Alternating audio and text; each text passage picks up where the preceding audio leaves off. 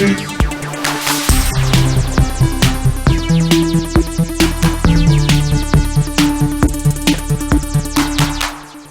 up, everyone? Welcome to SIFTD's Best of E3 2019 Awards. It's been a long week. It has been a long week. You narrowly avoided a much more somber Best of E3 episode. Yeah, well, you may have avoided not getting to watch our Best of E3 Awards. I'm not going to get into it too much on the show because I shot a Day 3 E3 diary yesterday. I just haven't had time to post it yet that explains everything. But I'm sure everyone knows by now that my car was stolen at E3. My wife and I ended up finding the car downtown later that night. I wouldn't say no harm, no foul because I probably lost about 6 years of my life throughout the course of that day. But a great result. I do want to thank Ed Boon on the show because Ed Boon... First, he retweeted the fact that my car had been stolen and asked people to help. And then he said if anybody found the car, he would release one of the 2 remaining DLC characters for Mortal Kombat 11. And I can't even put into words how much I appreciate something. That's just insane that he would do that. Well, the worst thing is if anybody gone to look, like, it was like pretty close. They could have found it. We could have had that DLC character. Yeah, so that's... Look, this is none of my business because I have nothing to do with Mortal Kombat, and Ed is his own guy, and he can do whatever he wants. But my personal opinion is he should not have to release the character. Everybody thinks just because it was found that he should release a character, but he was saying if you help find it, and nobody did. Like my wife and I just drove downtown and we found the car. So again, it's not really my place to say, but. You know, people are like now all over him saying, oh, you should release a character. Like Matt said, the ironic part of it all is, and again, I appreciate everyone's help on Twitter to help find it. It was amazing. In fact, it's one of the best uses of Twitter I've ever seen in my life. But the truth is that if anyone had just taken 5 minutes and actually got in their car and drove around, they actually would have found it just like we did. I couldn't do that because I didn't have a car, and I had to wait for my wife to get off work so we could use her car to go look for it. But instead, people sat on the internet and just typed for 6 hours. Somebody could have gotten their car and in 5 minutes found the car. Which is understandable if you're not in L.A. Right, totally. But I'm assuming there were thousands of people in L.A. that were a part of that. So thanks to everybody who retweeted stuff and replied, and people were DMing me with like really awesome like tips on how to find my car. People were sending me links to Craigslist where people were putting parts up for cars like mine. It was just amazing. So I just want to thank everybody who helped in any way to do that, especially Ed Boon, Vin Zampella, Morgan Webb. A lot of people jumped in to help, and I really, really appreciate it. And I appreciate all you guys, too, because you were retweeting it. And it was, what a day. What a day. What a roller coaster of emotions just all day long. Lost a day of production of E3 stuff. I think you saw that yesterday. You got that avalanche of content from us. And all that stuff would have went up on Thursday if this hadn't happened, but you got it on Friday instead. There's still some more stuff coming from E3. I'm still working on my hit list piece. There's a big photo gallery coming from E3 and some other stuff. But thank you guys for your support during the show. You guys have been amazing. I want to thank our curators who did a bang-up job. First of all, Vincent is a freaking rock star. We had like 5 or 6 people that were supposed to help with curation, and like I jumped in the second day, and like it was like all Vincent. Some people did jump in. I want to mention Thish. He did a lot of curation. A couple other people helped out here and there. Burkall did some stuff, but mostly it was Vincent. And so Vincent, man, thank you very much. You did an amazing job. Getting ready for this show, I was using our E3 hub. And I just can't understand why anyone would use anything else. I just can't. It is freaking awesome. Like, you can get a good idea of the whole show using that. Like we were looking at genres. Like, you can see what genres were just completely absent from E3 2019 just using our hub and the sifting mechanics. It was a rough year for fighters. Fighters, driving games. We're going to get to all that. So, anyway... Thanks to anyone who helped in any way during E3. It went great for us. I think it was a good show, and we're going to talk about general impressions first before we get into the awards. But just wanted to take a minute to thank everyone who helped with my car and with stuff on the site. I love you all, and I can't put into words how much I appreciate it. So let's talk about E3 2019, Matt. What are your overall impressions of the show? I would say just through anecdotal evidence on the internet that I was higher on the show than most. Seems like it, yes. Yeah. I thought it was an interesting transitional year, and by transitional I mean downward. I think if trends continue, we will look back on this year as the sort of beginning of the end. It was weirdly empty a lot of the time. The first day was really empty. First day was. Second, I mean, I will also give them credit. So the second day, they did something new. It was industry only from 9 to noon. And then they let the public in at noon, but they kept the show floor open till 7. 7. I appreciated that, actually. Which was like, I think that was probably that was overall a really good move, because we got a lot of stuff done what I was doing for my reason I was at the show. And it got done pretty easily. Mm-hmm. And then the public came in, and you could see everything kind of fill up as they came in. But you did have a thing where, I mean, literally, I was standing out front of the Bethesda booth when the public got let in, and previously you could kind of just sort of wander in and play Wolfenstein and Doom, however you wanted, and then 5 minutes later the lines were capped. Yeah. Because there's just so many people who, I mean, that's what they're there for, that's what they want to do, but like they still aren't quite at the ability to handle the number of people that are attending this in terms of the general public. And while I don't begrudge the people who want to come, I wonder, and we didn't really talk to general people, general admission people this year, at least I didn't. I wonder if the people who paid to come, again, are feeling like they got to do all the things they wanted to do. Because sometimes it was just like Thursday morning, they opened the doors to everybody at 9. There was no industry hours, because Thursday is sort of a lot of industry leaves Wednesday night. So Thursday is kind of the general public.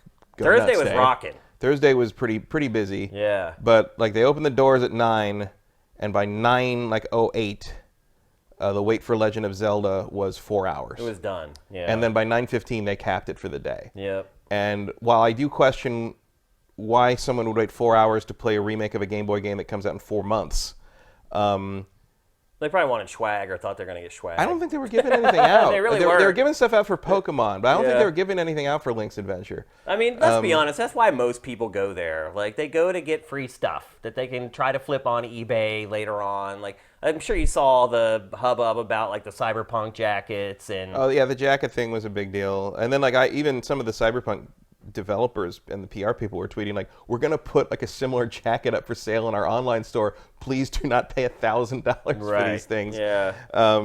It was, that was, I mean, also, like, CD Projekt... You want to see people get excited at E3? Act like you're going to give something away. Yeah, well, also, CD Projekt Red always has some of the best swag. Yep. They have for a long time. That was one of the coolest things on the floor. Was Capcom's the dragons are always one of the highlights of the floor. Yeah, Capcom's always has a corner of their booth where, like, here's your photo op, and like they always knock that one out of the park. Yeah. But I would say it built. It's really weird. I've never seen it this way. Usually it's really busy on the first day and it dwindles.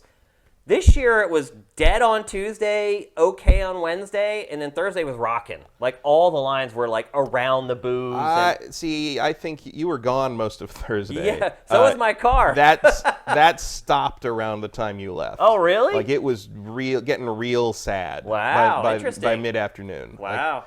I guess I'm glad I didn't go back in. Like, the only booths that really stayed populated, like later on Thursday, that I saw was Nintendo and Fortnite.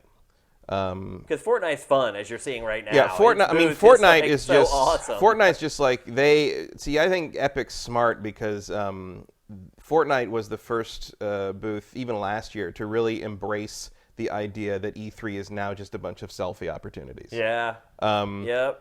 I mean, it's not just E3, Matt. Well, yeah, I know. It's life. Life is just a selfie opportunity. But I'm saying, like, E3 wasn't that before. No, it wasn't. And now that is what it is. And Epic recognized that and got out ahead of it before before anybody else, really.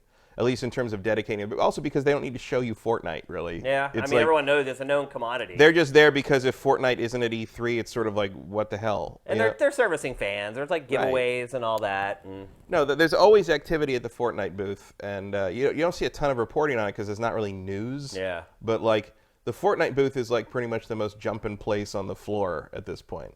There was, and I don't mean that as a pun with the jumping up and down. I mean there's always activity at the Fortnite booth. Yeah, you'll see at the end of this B-roll that overstuffed in the corner of the one hall, there was this stage where they just danced. Yeah, it was just like. What was it for? I think that was for an energy drink. It was like for raving. It was like they had all these I think ravers. it was like G Fuel or something. There was pictures of giant energy drink cans everywhere, so I think it was an energy drink. And then it was either for that or booty shorts. I don't know, and their booth was always mobbed because they were always giving stuff away. Yeah, there were T-shirts and I think there were like tumblers, and there was always some kind of thing they were tossing out to the crowd. It was like the old E3. It was happening there. Like I went back a few times to grab like footage and like took a photo of it. Like it's crazy what's going on. The other thing, like one of the things I enjoyed the most were things that are not going to be on this best of list because they're retro stuff. Right. The retro stuff was here in force because good, there's a lot more room on the floor without Sony there. Arcade 1-Up had a fantastic booth with all these like little arcade games with like various classic ones, and then they announced obviously their collections. They had the giant oversized Marvel superheroes cabinet, which was very hard to play because trying to do a 3-button combo with that, you have to use your whole arm to hit all 3 buttons because they're huge. But they have like the Marvel arcade, which has X-Men, Children of the Atom, Marvel superheroes, and the old Punisher game by Capcom, which is an underrated beat-em-up classic, which is great. And then they had Star Wars, Empire Strikes Back, Return of the Jedi, the old arcade games with the old, that yoke controller. Yeah. I'm actually very seriously considering getting that because that I have like versions of all those games on Saturn and Dreamcast and stuff, but.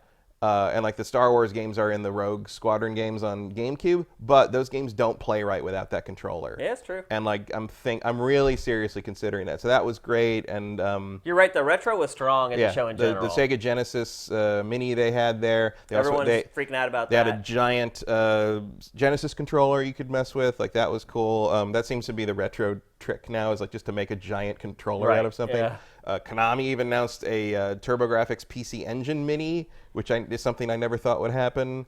They haven't really announced many games for that yet, but like that's a cool thing. Like it's catching on. I'm glad the PlayStation Classic didn't kill that trend. Yeah, I was worried about that. It definitely could have. So you were talking earlier about. Yeah, here it is. This is the that's stage. the booth. Yeah. So you were talking earlier about the longevity of the show, and. So you have a conflicting opinion with Pachter. Pachter on Pachter Factor on the show floor, he thinks the new president of the ESA is going to fix everything and get everybody back on board. Apparently, the old president of the ESA, the industry hated him. Yeah, I knew that. I mean, I'm sure Pachter knows the new guy better than I do. I've never even met the guy. So if he says that, then there's probably merit to it. But what I saw this year was like. I mean, partly it's also just like it's a different generation there now. Yeah. There's multiple times I looked around and I was literally the oldest person in I shot. Oh, that happened like the whole time I was there. I mean, everyone there was from like 18 to 23, probably. And they all have their phones up recording their walkthrough. With their selfie There's a stick. point at which you're like, I guess you're going to get like 3 or 4 views each on this because everyone put one of those up. Yeah. And you could just go home and watch someone else's much better shot version on YouTube. Right. That's what always kills me about people that like film videos at concerts. It's like, why? You can go back and some dude has like some great camera with a little audio mic on it that's like direct feed audio, and no one's gonna watch yours. You're not gonna watch yours. People don't even watch their own. Yeah. It's crazy. And it was interesting to see. Like, so I was with a camera crew most of the time, and they were all like mid-20s kids. Mm-hmm. And they're all really great, and we got everything done very well and efficiently. But I was the only one who'd been before, so I was kind of leading them everywhere. You were like the Pied Piper. I was the mother hen, yes. And like it was interesting to see which things, because they weren't like super game savvy. Yeah. But it was interesting to see like which ones they knew. Like they all knew Mortal Kombat. Well, yeah. Because Mortal Kombat. Well. It's an old, I guess old you're right. game. Yeah, like you're right. I mean, you got to give credit to NetherRealm and Ed Boon for making a game that came out 25 years ago still super relevant. Like everyone knew who they were. Even these kids that grew up in the period which we would call maybe the dark ages of Mortal Kombat. It's back and it's big and they all know what it is, and they all wanted to do something at the booth. But it's like there's nothing. It's already out. Yeah. Like, but they did have a nice setup there. And Yeah, they did. I was surprised at how much they dedicated to it. They were showing Shang Tsung, Yeah. as the new character and all that. But it was interesting to kind of like spend some time with the younger set and see how they sort of viewed all this stuff. And yes, they all were very positive on Fortnite. Like Yeah. it was Fortnite is gaming to a lot of the younger crowd. It's become like Nintendo was when we were kids. Yeah, I mean, although Nintendo is still Nintendo to them too. Oh, really? They also have a lot of respect for Nintendo, but yeah, it felt like a shift of some kind, and maybe not a bad one. Maybe it might just become more of a convention moving forward. The question of getting everybody back on board is an interesting one. There was a lot of empty space there. Like if you went back behind in the hall Nintendo's in, it was just a cavernous expanse of I mean, there's nothing. usually like a place to sit back there, but it was bigger. Oh, it was like double the size normal. And all the booths that had filled in those spaces where Sony normally was, like, they were all just junk. Like, I never even walked over there, really. Like, I walked through there once to make sure I wasn't missing anything, and that was it. Like, I went through a couple times to see how things were going. Like, the esports section was not heavily popular. It was mostly popular because it was a place to sit down. Yeah.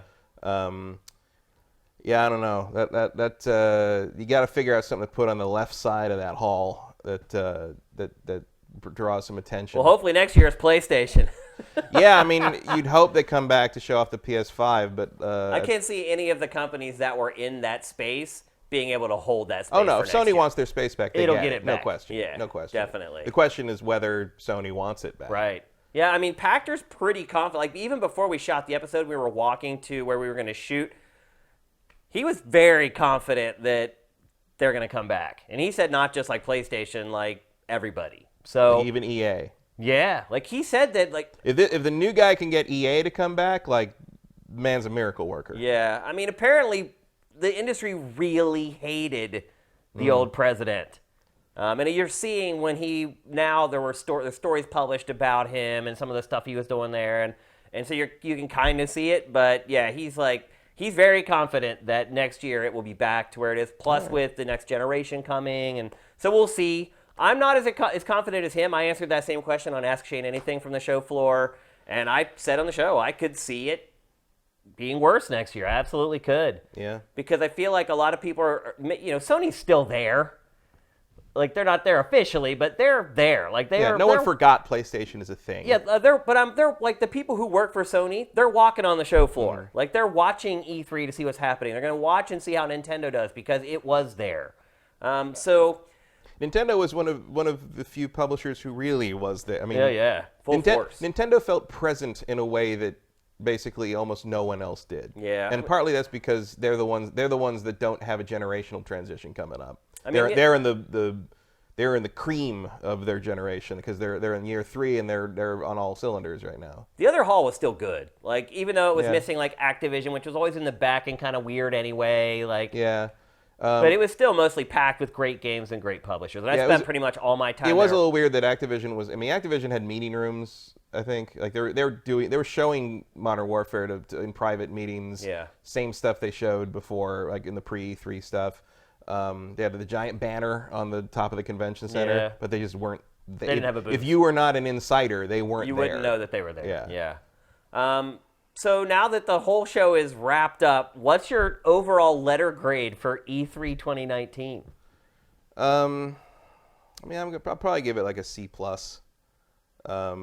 Some good stuff. There wasn't a lot of bad stuff. It was just it just felt sparse. It felt like everyone's holding their breath. For next year. It's hard to give it a letter grade because it's hard to figure out what average is for E3 now. Yeah. Because is average us going back 4 years to when everybody was there, or is it us going back to last year where people were missing our? I mean, is this the average? Or is it average in terms of like, well, you've maybe figured out what it is now? Right. It's there's like 3 different metrics you could grade it by. In terms of just grading it by what I saw and what I liked and what like. In terms of what it made me feel like looking forward to the following year, and in terms of presenting it, I give it like a C+. Because one of the things that annoyed me about it was all the weirdos that did all the stuff about nitpicking the puddles in Spider-Man and the downgrades on this and that. Like, well, you won, guys, because no one wants to show. Now they won't gameplay show their anymore. games anymore. So good job. I will say this though, and we'll get into it a little later. There are several high-profile games that watching their trailers and then seeing them being played, they look like different games. This is true. I mean, several. Where it is a stark difference. Like watching the trailers, you're like, wow. And then you go and play them and you're like, this doesn't look like the same game. And we'll get into that. But anyway, so I guess I need to me, most of the differences in that were mechanics related. No, for me, it was visuals, graphically. I didn't see much of that. I definitely did. Yeah. And if you start poking around and watching like some of the developer walkthroughs on SIFTD, I think you'll start to see some of those games that you're like, wait a minute, that doesn't look like how it looked at their press conference. So... Well, also, like, I don't care. So, like, like I'm here to play it. I'm not here to look at it. I appreciate really pretty graphics, but if you're, like, specular reflection on the puddle 14 feet away from my character, it's slightly different than it was in your E3 demo, I can't express how much I don't care about I guess my point was some of them were still doing it. Right. They were still showing demos, and those demos did not look as good, and so there would have been fodder for those people, and there actually is fodder for those people to be jerks about it. Well, at some point you got to show your game, so it's going to happen either way. Right, but I think the argument is that they're misrepresenting it a little bit in press conferences. And really what it is they're just showing the PC version running at full bore. Right. And then they end up showing like a version that doesn't run quite as well on the floor because they want it to run well. Right. Yeah. Well, like, that's not new. The term bullshot is what, like 14 years old at this point? Learn, get a helmet. Welcome to the industry. Well, it's like, welcome to marketing. Welcome to advertising. Clorox doesn't clean all that stuff off the way it does in the commercial either. Like, the McDonald's hamburgers don't look like that when you get them in the wrapper. Like, it's like that's what life is. Yeah. So I think I'll give E3 a B- because I thought there was a ton of great games there.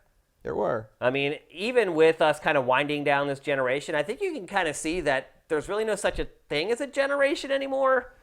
Normally, like a year where you're waiting for the new consoles to launch, E3 is bad. Like, bad. Like, there's like 3 games in every booth. Like, we're really not seeing that now because they all know that any game they're making now will run. They'll be able to carry it forward. Yeah, and I think that makes a big difference. Well, I mean, I think it would make a difference. It would be different even if the backwards compatibility probably wasn't as prevalent and carrying your library forward wasn't as prevalent because this generation also established that you can always just remaster stuff. Yeah. And release it again, and people will buy it. It's true.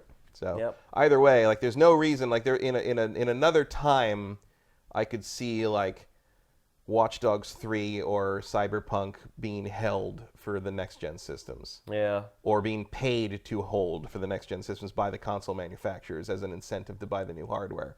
But I feel like that is not the attitude this time around. It's a softer approach to upgrading your hardware. It's more like, hey, this is the next thing, and everything you have will be better if you have it.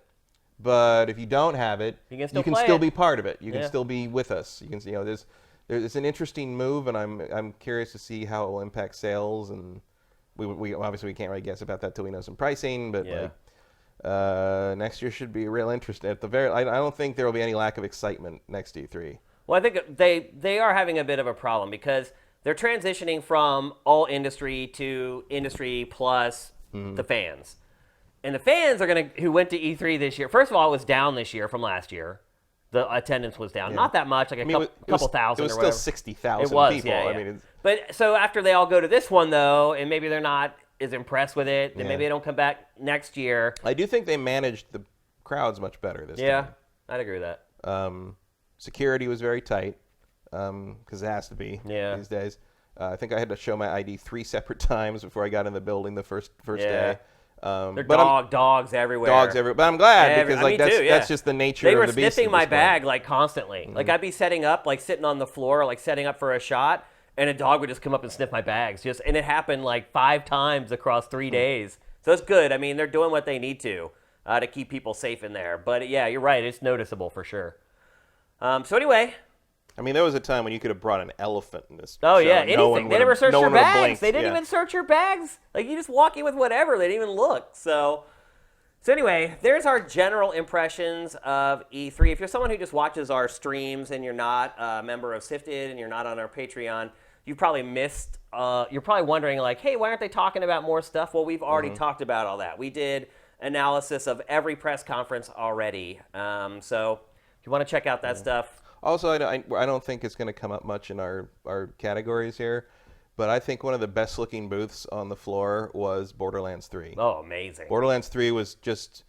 It was amazing. I couldn't stop looking at it every time I walked past it. It was beautiful. And it's great, too, because it's like if you walked in the one hall, it may have been like the first thing you saw at E3. And it was for me personally. Yeah. I walked in, and boom, there it was. I was like, dang, like 2K here in full force.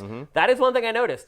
2K stepped it up this year compared to what it usually does. So that's good to see, because usually 2K is like a bit player at E3. But yeah, you're seeing that right now. Statues were amazing. The screens were like freaking ridiculous.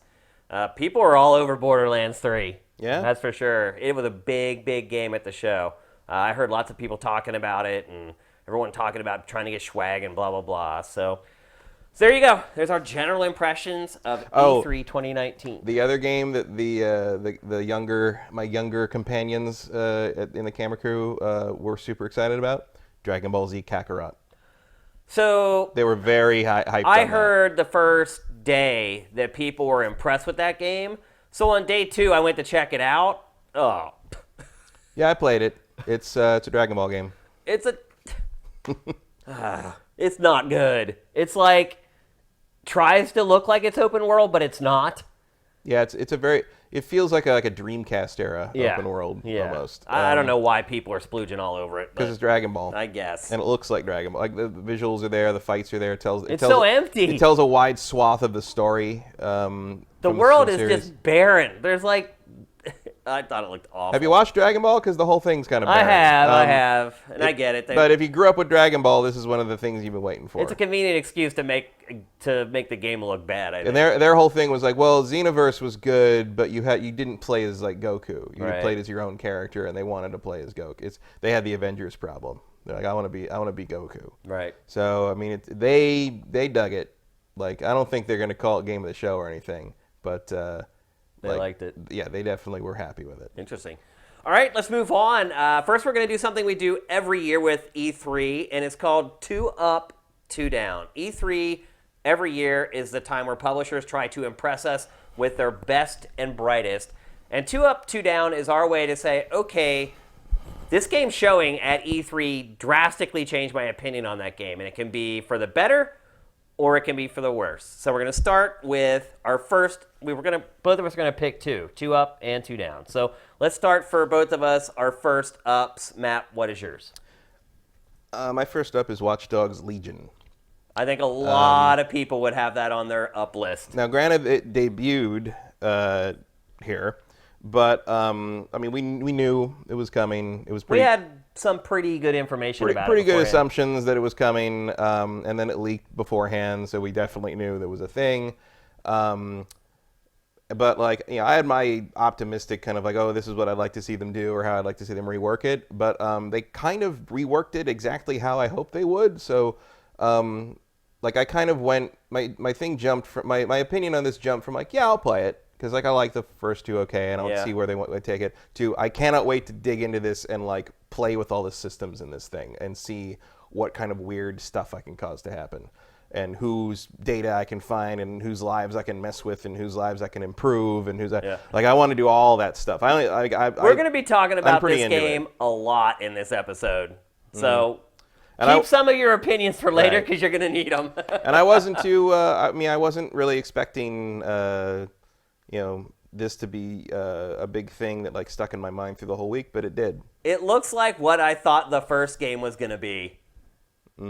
Like, this is kind of what I thought Watch Dogs was going to be all along from that very first trailer. I think this is what they wanted you to think it would be. Yeah, and they finally got there. Yeah. I was very impressed. I think everybody... Right down to it pretty much looking almost like that original trailer that they ran. The little gameplay demo they ran before. With all the connections on the phones and everything. Yeah.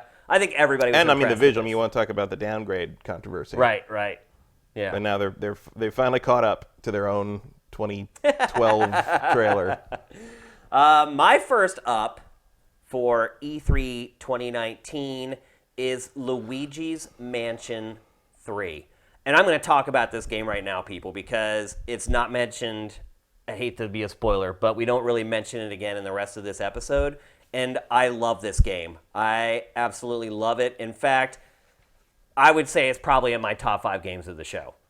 I'm not even exaggerating. So my concerns about it were mostly rooted in the first game and Dark Moon to an extent, which I did not finish, so I didn't really know how long it was.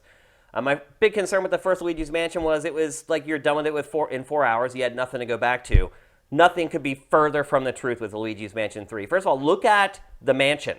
So if you remember, the first game, it was like a 2-story house. Yeah, it's a pretty normal mansion. Now it's a skyscraper, and it goes up and up. I talked to a Nintendo rep, and he wouldn't give me an exact kind of length of how long the game is, but he said that people are going to be very, very, very happy. So on top of that, though, it's not just about the single player. It's also about multiplayer co-op. They have a mode called like skyscraper mode or something, and basically it's a floor-by-floor cooperative mode for up to 4 players where you just clear floors, and you have to collect items and keys that unlock the locks to the next one.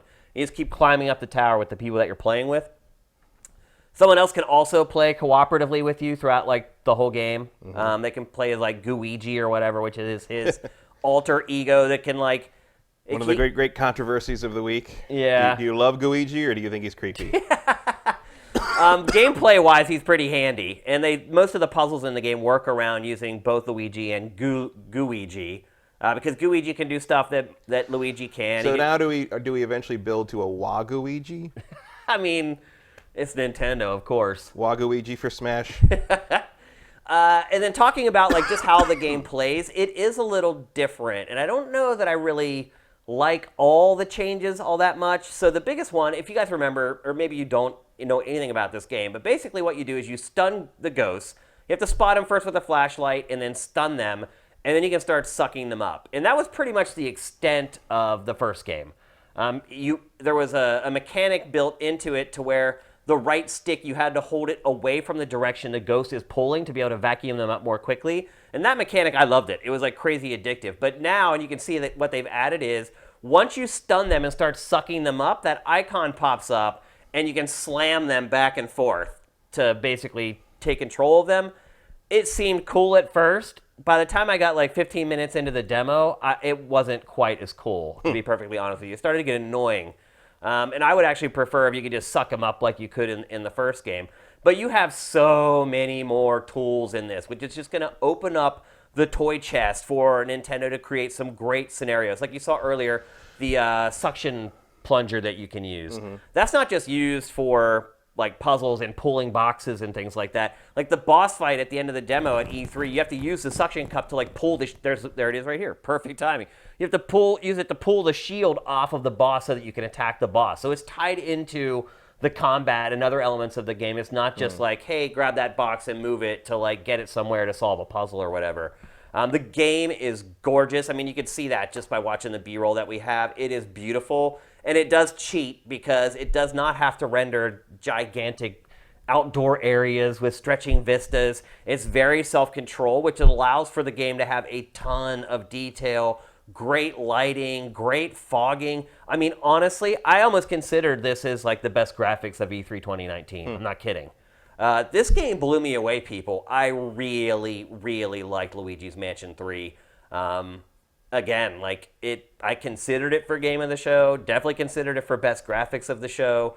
I loved playing it. I loved the tone of it. Like a lot of Nintendo games, the story isn't all that prevalent. Like it starts with like the whole crew like riding on a bus and they show up. It's frivolous, but the game itself is very fun, very polished, and they kept the Luigi's Mansion 3 name. They didn't change it to some subtitle or whatever.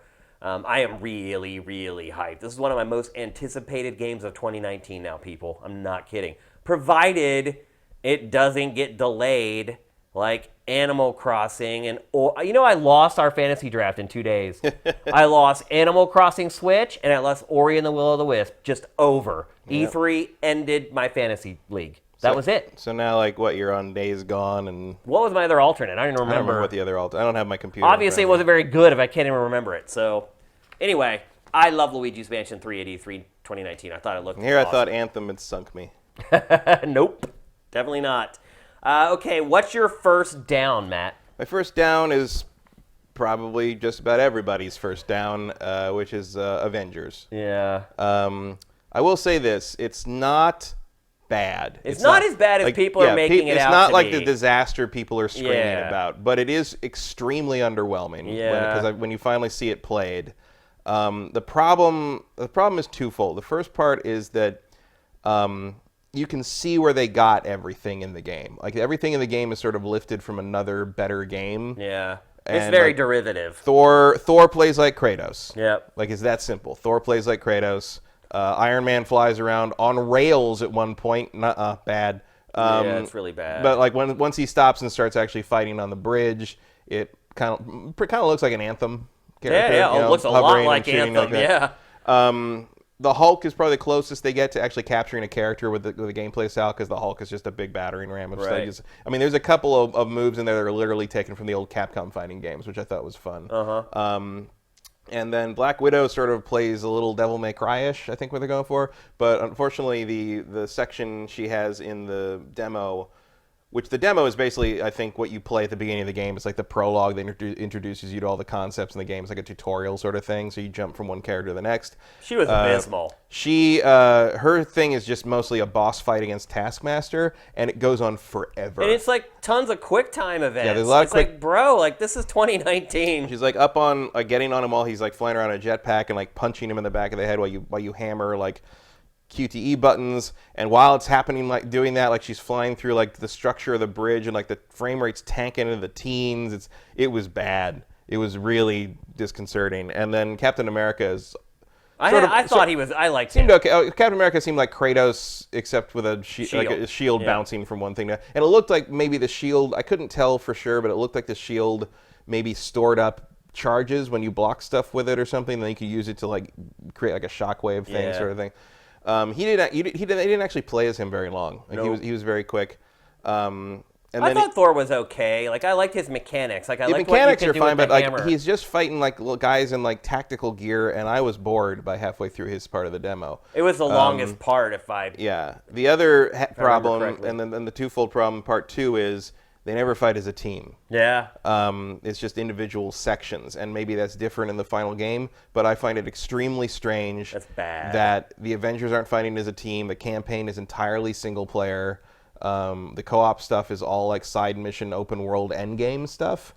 I can't imagine this was their goal when they started making this game. wouldn't just think can't so. believe that it would have been their vision. Like, honestly, as much as people complained about the idea, it would have been better if they had gone full Destiny with it. Yeah. Like a mingle player sort of open thing. There was some chatter on the floor I heard where people were concerned because Captain America dies in that explosion at the beginning. They're like, I can't believe they spoiled Captain America. I'm like, do you really think he's not coming back, or like there's not some like multiverse thing where like everybody gets characters from different multiverse things? Because everybody's obviously they're going to sell, skins and They're also modifications and forgetting that stuff. the debut teaser trailer for this game was like his shield sitting Broken, there yeah. like broken. So Like, I promise Captain America is not dead for the rest of the game. You'll be able to play as Captain America. They didn't design an entire fighting system for Captain America for him to be in 5 minutes of the for game. him to be killed in the opening cinematic. It's right back. It's like the Mass Effect 2 thing where people complain that they showed the end of the game when, Right. when Shepard died with Yeah, the Normandy. yeah. I'm like, that's clearly the beginning of the what. I don't know what you're doing anymore. But and the other thing, of course, people complain about have complained about the way they look. Again, as we talked about at the press conference, I don't care that they don't look like the actors from the movies. My problem is, having looked at them more and more over the course of the week, and also like when you went in, you got like this dossier folder with like headshots of them and stuff. The problem isn't that they don't look like the actors. The problem is that they don't look like anyone. They look like, or they look like everyone. They have really generic faces, very symmetrical. There's no character to them. Thor, in particular, the parallel I drew was Thor is like when you do a storyboard for a movie. Thor is like the face you draw for Thor before you cast anyone as Thor, right? Like they just don't look like anyone. I don't know why they didn't just make them look like their comic book representations. They kind of like, do. I mean, could have look, dealt with that. Look, comic fine. book represent. Look, that's not really a thing to say because they look different from comic to comic depending on the artist. Like there's Not drastic, like Oh that yes, drastic. yes, drastic. I mean, I have a vision of what Thor looks like in my head from the I comics. know you do, but I've read comics for 40 years, and Thor in one comic can look completely different in another. The trick is, artists give character to those faces to the point that you can tell A, who they're supposed to be, and B, that they don't look like everybody else. That's the trick. And like, if Scarlet, see, I always try to call Black Widow Scarlet because she's played by Scarlett Johansson. Right. If Black Widow stole your car, how in the world would you describe it? She's just a white woman. Like Redhead. her face has no distinguishing characteristics to it whatsoever. Yeah. Like no scars. and that's no the problem with anything. everyone except Bruce. Like Bruce Banner, I think kind of looks okay. He's the closest to the movie character. I mean, in the sense that he almost looks like a person with a real face. Yeah. But everyone else just sort of looks like a guy. Like I don't like even Tony. He's got the facial hair, but you take the facial hair off, he's just a dude. Like you got to give these faces a little something to grab onto, and there's nothing there. And that's I think that's the problem. I mean, they even would have probably been better if they mocapped and scanned the voice actors' faces. I mean, even Nolan North doesn't look like Robert Downey Jr., but you could adapt Nolan North's face to look like some semblance of a Tony Stark. Right. I think that's the thing. I know they said they're not going to change them, despite the complaints. I think maybe they should just keep their helmets and masks on. I mean, that'll help. Also, like, keep in mind, I mean, I assume they're going to sell skins the way they did on Marvel Heroes. Yeah, I'm sure. And, like, the Marvel Heroes skins routinely changed the complete look of the character down to some of the skins you could buy were literal representations of the movie versions. So it wouldn't surprise me if you could, in fact, buy a skin eventually that looks like Chris Evans or looks like Robert Downey Jr. to some degree. Or even looks like individual versions of the characters through the history of the comics. That will be the most popular DLC for the game. Yes, it would. And not coincidentally, in Marvel Heroes, they were the most expensive. Yeah, of course they are. Because they have to pay the royalty to them. Right. Yeah. Well, because they say it's because because we had to put so much extra work in it. That's God. like, no. No, we know what it is. That was part of a different contract, and we're all aware of that. We know that. All right, my first down, and this may surprise some people, is Pokemon Sword and Shield. I don't think that surprised anybody who's been on the internet for the last few days. Really? Oh, I mean, that's the thing. I've been out of touch with the the internet Pokemon for Reddit, the last 4 days. the Pokemon subreddit was just a toxic swamp of horrors. Really? What are they upset about? Because every day they'd announce something that was not in the game. That like first it was it's not a full national Pokedex. People lost their minds. I did see that. Then it was there's no Z moves or Mega Evolutions in the game. I am not going to miss Z moves. I have to admit. Yeah, I don't really. Mega Evolutions, I did like the designs, but it's like also that's a lot of character models you don't have to make now. Also, there's a bunch of people that are like convinced that the National Pokedex and the Mega Evolutions could show up later. As DLC. As DLC or as the inevitable Ultra versions or whatever. Right. Because you'll complain about it, but you'll buy it. Yeah. You No, you're know right. that. Yeah. None of that stuff like tremendously bothers me. I am not a hardcore enough Pokemon fan for that to dampen my spirits on this. I really like what they're showing on this game. The open world stuff, the being able to see the Pokemon before you fight them, all that's like it looks exactly like pretty close to what I was hoping like a console Pokemon would be. So I'm still just fine excited about Pokemon Sword and Shield, but it wasn't like a big up or down thing for me, so it's not part of my listing here. Yeah. My big complaints, and part of it is what I talked about before E3, which was, you know what, I just played one of these. So when I started playing the demo for this, I just got disinterested pretty quickly. My other big complaint about it is that it just doesn't look very good. Like when you see it with your own two eyes, like it's very empty. Like the world is just like a big field with like a couple shrubs here and there. Like it looks like my first open world game in a lot of ways. I think it will be for a lot of people. Yeah, I mean, like from a developing perspective, it looks like an open world game where the developer's like, "Here's our first open world game, and this is how close we got." I just didn't find it very attractive visually. It looked like an older game. It almost looked like a remaster or something of an older game of the Pokemon game we should have got back in like the GameCube era or something. The Switch is not a current gen system hardware-wise, so Yeah. it's that's somewhat understandable. I do think it looks better than Shenmue 3. Oh boy. Oh boy. I have decided that the way I'm thinking about Shenmue 3 is it's a remaster of a hypothetical 2004 game. Like, if they'd actually made Shenmue 3 back in the day, that's what this Shenmue 3... It's a remaster of a 15-year-old game. I've been trying to tell people ever since that thing was announced and the whole viral thing of people freaking out over Shenmue. I was like, don't get too excited, folks. My expectations, I feel, have been right where they need to be for that game. And I'm a backer. I back the thing. I know Shenmue. I'm a big fan of Shenmue, but like, it sure is Shenmue. Yes, it is. And look, I don't think Pokemon Sword and Shield looks bad or anything. I just, when I actually had to play it on the show floor, it didn't take long before I was like, I get it. I don't really need to play this anymore. In fact, like I kind of finished my demo earlier than like I needed to because I was like in a battle and I'm like, I know how this is gonna play out. But I did that on Dragon Ball. Yeah. I was like, I'm just gonna go fight the guy. Yeah, it's not like I saw it and it's like this terrible game and no one should buy it and Poke fans should like return their pre-order or whatever. I just don't. I honestly think that Let's Go looks better than this game graphically. Because they did kind of keep it tighter and they didn't worry about stretching out the vistas so much that everything looks a lot more populated. And it looks a lot more like Pokemon than this game does. Like, this game to me doesn't, other than like seeing like the Poke Center and like the iconic buildings, like it doesn't really look like a Pokemon game to me. Like the way the world has been like constructed and stuff, like, I don't know. I'm sure I'll get it and I'll play it for 500 hours or whatever when it comes out, but having just kind of finished Let's Go and spent probably 70 hours on that, I just wasn't that enthused to play it at E3, and the game did nothing to kind of change my opinion on it to make me want to play it. All right, let's get back to the good stuff. What's your next up, Matt? My next up is Psychonauts 2. Yeah. Buried at the show in a lot of ways, but... Yeah, off to the side. Yeah. You wouldn't even... I almost missed it.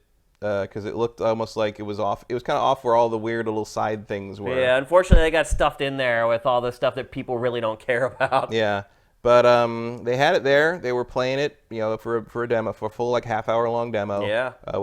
Pretty much of the opening of the game, first half hour of the game. Like I gotta say, like I'm a backer on this as well. Like I love Psychonauts, so I was obviously I'm in, but like. It took, I think, watching this demo to make me be like, oh, they got it again. Oh, they nailed it. They did it again. Yeah, like absolutely. they nailed it because you don't know if is the art style going to translate to modern tech? Are they going to be able to come up with like the same kind of like mind twisting stuff that was in the first? Yes, they did. They absolutely did. It's got that balance of like fantastical and sort of like disgusting. Yeah. Like it's way to describe it. There's like it's like you've got these really cool shots of these this shot with the cubicles.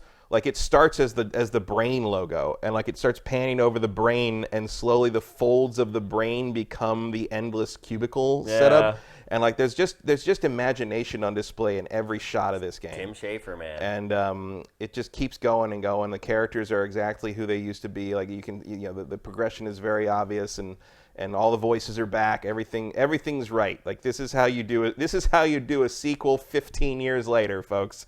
You just pick it up like it happens 2 days after the end of the first game. Yeah. Like the thing is there's no way to know it wasn't made 2 days after the end of the first game, except for the fact that it looks so much better. I hope there's a market for it because 3D Yeah, me platformers too. have not fared well over the last half decade or so. But this is so good. I mean, it sometimes it's like watching a stop motion animated movie sometimes. Like especially the environments. Like the characters are not as detailed, but the environments are so like well realized, and the teeth look so real, and like it's little like gross because you're in the mouth. The game is a little gross. Oh yeah, I guess, but it's like that's you need this. It's supposed to be like you're in a brain. There's a little there's a lot. The sound effects are very squishy in places. Like it's they're nailing it. It makes an impact. Yeah. That's one thing I'll say. Like I've watched a lot of demos over the last 4 or 5 days, and that's one that I remember. Mm-hmm.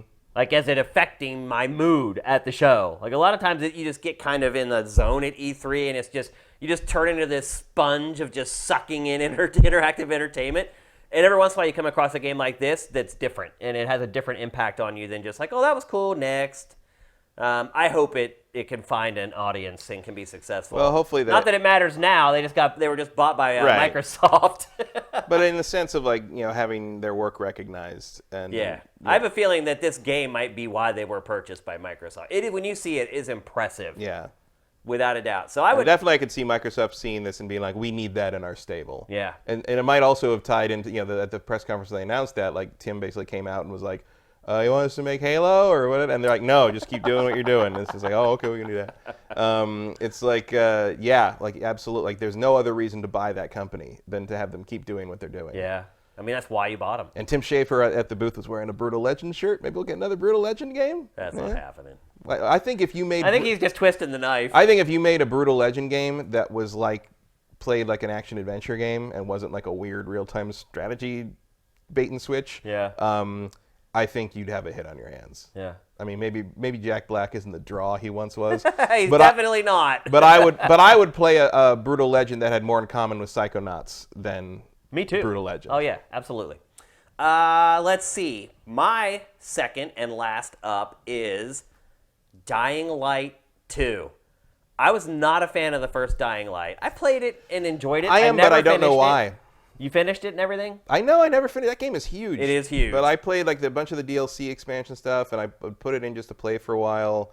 And then when they revamped it and did the enhanced edition, I went back to it and played some more. Like it was a big seller. I must have put. A lot of people I loved put it. like 80 hours into the thing. A lot of people over did. the course of the years. I got like 20 something into it before I kind of faded away. I think I had just like launched SIFTD at that point, and I'm still kind of trying to figure out how to like budget my time and everything. And I only got like 20 hours in. I was like, I think I can't play this anymore. I got to move on to something else. But Dying Light 2 blew my mind. Did you get to see this demo? No. So games always talk about choice, and most games that offer it maybe offer a couple choices. Even the games that like make it a focus maybe have 10 choices throughout the entire game that actually matter.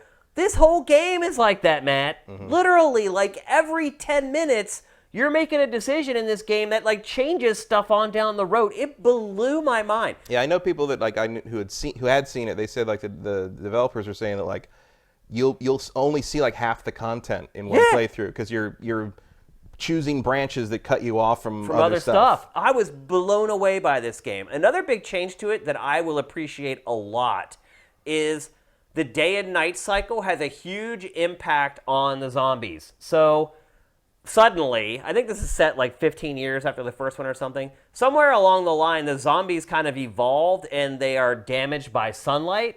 So now during the day, the zombies are like inside in shade, and they can still like attack you if you go in there, but they aren't out on the streets like trying to hunt you down. And then at night, they come out and it becomes more dangerous. So to me, having that time during the daylight to kind of take care of business without having to worry about getting eaten. Just worry about getting shot. Right, yeah. It does change the aesthetic of the game. It takes one of the major enemies kind of out of play. I was shocked at how much I liked this game at E3. I feel like That's a fun tactical choice, too. Like the idea of like, say you need to do something inside a zombie lair. Do you go in while it's safer outside, you get to the lair and go in while they're all in there, or do you wait and like brave the outside at night, but then there'll probably be less zombies inside in the lair? Yeah, the whole aesthetic will change the entire game. Again, not a huge fan of the first one, but this second one blew me away. So if you like the first game, man, you are going to love this one. And if you're like me and you're kind of like, on the first one, you should definitely start paying attention. Go to its game page on SIFTD, click the gear, and follow it. It also doesn't hurt that Chris Avalon's working on it. Yep. Yeah, and you can see it. Yeah, like I'm sure the branching, like making real decisions, had to be him. Yep, absolutely. That's his stuff. Yep. I was blown away by it. So there you go. And then finally, our last down, Matt, what is yours? This might be a bit of a punt. But mine is Gears Pop. Wow. I'm surprised you couldn't come up with something else. Well, mainly because like your watchword for these up-down things are big moves, big swings from whatever. Yeah. And I went from like, having seen this and be like, all right, well I'm not into cute. Funko Pops, but it's cute. I'm interested to see what they do with that. Like I might play if it's like a kind of a Lego style take on Gears of War, that might be fun. And then it turned out to be like this trash awful mobile game, and it just went from like, I'll keep it, like gone, like off radar, done, never gonna look at it again. Yeah, like it was it's not the most exciting pick, I understand, but it is the most true to the concept of up down. It is absolutely. Other ones would have been like probably Shenmue 3. Yeah. I'm not. Shenmue was right on the fringe for me. I'm not looking forward to Shenmue 3, but like it's definitely turning out to be exactly what I was expecting it to be. Right. See, that's why I didn't include it because my expectations for it were already so low. Right. And you are still looking at a game that's probably they're probably getting like with the Kickstarter plus like the extra funding, you're probably looking at something in the 10 to 16 million budget range. Yeah. And don't forget that the original Shenmue was the most expensive game ever made at the time. This is a yeah. very different way of making Shenmue. It's basically like, for that amount of money now, you can make what was the most expensive game in 1999. Right. You know, like that's where you are now. Yeah, it's true. So, and then the worst part of a big disappointment on Shenmue 3 actually was that someone asked Yu Suzuki how far into the story this game gets, and he said 40%. What? Because you remember that Shenmue was originally supposed to be 16 chapters. Which, and like how insane is that? Right. Well, it was very ambitious. The first game was 1 chapter. The second game, I think, was 2 or 3. And then so this one, apparently, everyone was expecting this to be the conclusion, but it seems like Suzuki thinks he's going to get 2-3 more games out of this thing. Good luck. Good luck with that. So anyone hoping for closure on Shenmue 3, apparently we're not getting that. Because he's got to hope that all those backers come back. And if this game is a piece of crap, who's going to invest in the next one? I feel like it takes 20 years to build up that kind of fervor for it. And like if this turns out to be just... It can all be squashed in an instant. It could all go away. Yep. And good luck finding someone else to invest in that. It's I true. don't know. Like, so yeah. But Gears Pop was just the one that was like, I was like, oh, okay. I mean, look, I'm not going to dismiss about the core of what 2 Up, 2 Down is. It's probably the #1 pick for the whole show. Yeah, it was definitely the widest drop. Yeah, like, definitely. Yeah. From kind of like mild interest to gone. Yeah, to no interest at all. Yep. And then my final down, and this might surprise some people, it's The Outer Worlds. Did you get to check this out? No. Where was that? It was over at Microsoft. Okay, I didn't spend a ton of time in Microsoft. Yeah, well, for good reason, because it sucked. Oh. Not the game, like Microsoft's like whole thing over there. Like I hate how they have that whole thing set up. But there's demos up online you can watch of it being played. I played Gears, and I watched someone play Battletoads, and that was about it. And then that was a smart move with Battletoads. Then I had to get somewhere else. Yeah. So. Look, I don't think this game is going to be terrible, but watching the demo of this game, this is one of those games that looks way better in a trailer than it does being played. Obsidian. You can see, you watch this game being played, you can see Obsidian all over it. It is, the movement is really slow. Like, you literally, like, the movement around the world feels like you're slow walking intentionally. And just like, there were like glitches in the demo from E3, like there was like parts of entire buildings like popping into view. Like the animations for when you run, like, where your hands are on camera, it's like this loop that just repeats over and over and over again. And you have the gun, it just repeats the loop over and over. You can see corners are being cut on the game. You can see there's problems with it right now. We know the track record with Obsidian and its games. They come out, they're a piece of junk. Eventually they patch them into something good. It just looks like this game is headed for the same trajectory as all of its other games, in all honesty. Seeing the world and kind of the plot in motion wasn't encouraging or exciting. It's kind of drab. It doesn't have VATS, but it does have basically a ripoff of VATS, where you can target specific body parts like their knees, and you can go through the perk tree to improve like that very specific ability. So like you can maim enemies like that. To me, that was one of the cooler parts of it. But again, not that much different than VATS. I just had really high expectations for this. And then after the demo, they were pretty much squashed. Like I might have to play it just because, but if I didn't have to play it for my job, I would probably wait like 6 months or a year for them to like patch it up. Like that's to me where this game is tracking. I mean, right that now. is kind of standard Obsidian procedure. Yeah, and I was hoping that wasn't going to be the case with this game, but after the demo I saw, it looks like it's absolutely going to be. Well, maybe it might cease to be the case moving forward in the Microsoft land. ownership era. Yeah, but I think this might be the last true Obsidian game in that regard. Yep. I mean, I'm just hoping it's more New Vegas than Alpha Protocol. Yeah. Let's put it that way. Yeah, I mean, it is. I can tell you that right now. It is absolutely. I mean, it's like a sci-fi. I guess Fallout is kind of sci-fi, but this is like a far-flung sci-fi Fallout, basically. This is Obsidian just trying to make a Fallout game without getting sued. It's the best way I could put it. So yeah, I was disappointed in this game, and as you just saw there in the B-roll, it is coming this year. So seeing stuff like that in an E3 demo when the game's coming out within the next 5 or 6 months is not very encouraging.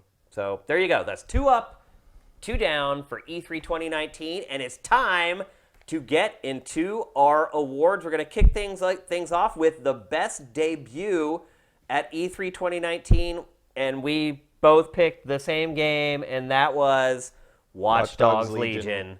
Yeah, I mean, look, this game is a game of the show candidate. Yeah, it is. I mean, it plays as well as it looked to you folks at home, I guess is the best way I can put it. They clearly put a lot of time into this. It's insane. It's insane. If you guys have not watched like one of the millions of like developer walkthroughs that are out there for this game, when this show is over, go watch one. It is mind-bending, the stuff that is in this game. Like, I watched one walkthrough where they just played with all elderly. They just used one of the elderly people. It was hilarious. So they've definitely come a long way from women are too hard to animate. Yeah, you're right. I forgot about that. So it was awesome. Like, they went in and did like a kill-free playthrough. They went into this fortress with this elderly character, went in, was non-lethal the whole way through. Like, she had this crazy like spider drone that you could use to like crawl up to enemies, and they would crawl up its arm and then basically do like a wrap around their face and then shock their face and knock them out. And they just kept using that over and over strategically to get like through the whole thing, and it was hilarious. Like, she makes it all the way through the base and then escapes and comes out, and she has to chase somebody down who's walking. And so her run is just barely faster than the person's walk. It is freaking hilarious. So you have your character who's just running as hard as they can and just gaining like an inch with every stride. I can't put it into words. It was like I laughed for like 30 seconds. So, you know, they showed off kind of the what do they call it? They call it like traversal challenged or something. There's a term for it in the game because characters are rated in that, like how fast they are. And so they showed that. I know, it's crazy. So they showed that in the trailer and kind of their presentation on stage, and then for them to actually show how deep that rabbit hole goes inside the game, it's crazy the stuff that you can do in this. Like, I don't know. Again, I highly recommend going and watching a gameplay demo of it. Yeah, it's even if you've been disappointed by the other two games, like this could almost be a new franchise. I mean, this is what it should have been all along, and what it will be probably from here on out. It's a rare example of a major AAA publisher sort of like missing twice and not giving up on the concept. Because they made money the first two times. They did. But like that's also kind of impressive. You know, Ubisoft is not known for changing the formula if it works once. Yeah. So the fact that they really went back and decided to let this team go and find the juicy core of what Watch Dogs should be, like I think that's pretty cool. Yeah, we're both impressed. I think everyone's impressed with it. The only downside is it comes out next year. Yeah, I was kind of hoping for this year, but not so. Okay, next up, best graphics. We're reaching the end of the console generation. I think it's getting hard to pick this category at this point because all the games look good for PS4 and Xbox One games. Yeah. And they're all kind of on equal footing. Even the developers who maybe didn't have their own engine, like they're now getting up to speed with Unreal or whatever middleware they're using. Like everything looks pretty good at E3 Well, I mean, now. you even have stuff like Luigi's Mansion on Switch that like just people learning how to use the hardware properly. Yeah, or just catering the game in such a way to be able to maximize the hardware. Yeah. It counts. It does count, absolutely. And we do have different picks for this one, Matt. So what's your pick for the best graphics of E3 2019? My pick is still Cyberpunk 2077. Your pick is also a good one, like and probably objectively correct. Yeah. But I just love the aesthetic of this game and it's the neon drenched city. Well, it's a great mix of tech and art. Right. Yeah. And so that just like put it over the top. Again, I think I probably was my pick for last year too. But it just puts it over the top, and there's a part of me that just can't believe we're going to get to run around in this city. Yeah. You know, it looks like something that should be in like a David Cage game, where you can only see the little snippets that you get to see in the little story-based areas where you do like 5 things. But the fact that you can just walk down the street in this game, that blows my mind. Just the art is amazing. Just look at the lighting down that hallway back there. Exactly. Like, exactly what I was looking at when you said that. Yeah, I mean, just look at that. Like, what games... What's down there? I want to go down that hallway. What games, though, pay that much attention to that little stuff like that? Like, you can just tell how long this game has been in development before they ever even showed it to anyone. It's Like, Yeah. just the pre-production on this must have taken years. Yeah. No wonder they announced it so early. They must have been already working on it for hours. Yeah, that's how. I mean, Yeah. they had been working on it for quite a while. Then this game is just freaking awesome. Like, I don't even know if anything else needs to be said about it. Like, And I love that it's coming out in 2020 because it has to. Cyberpunk 2020. And like, Yeah. it all feels like it's kind of coming together. It feels like that was the plan all Yeah. along. They just Could've didn't been. want to tell us we were gonna have to wait that long until it was closer. Yeah, we didn't want to be like, hey, we're doing this thing. It's 8 years from now. Yeah. But Yeah, I remember I still remember creating the game page for this when we were working on SIFTD before it launched.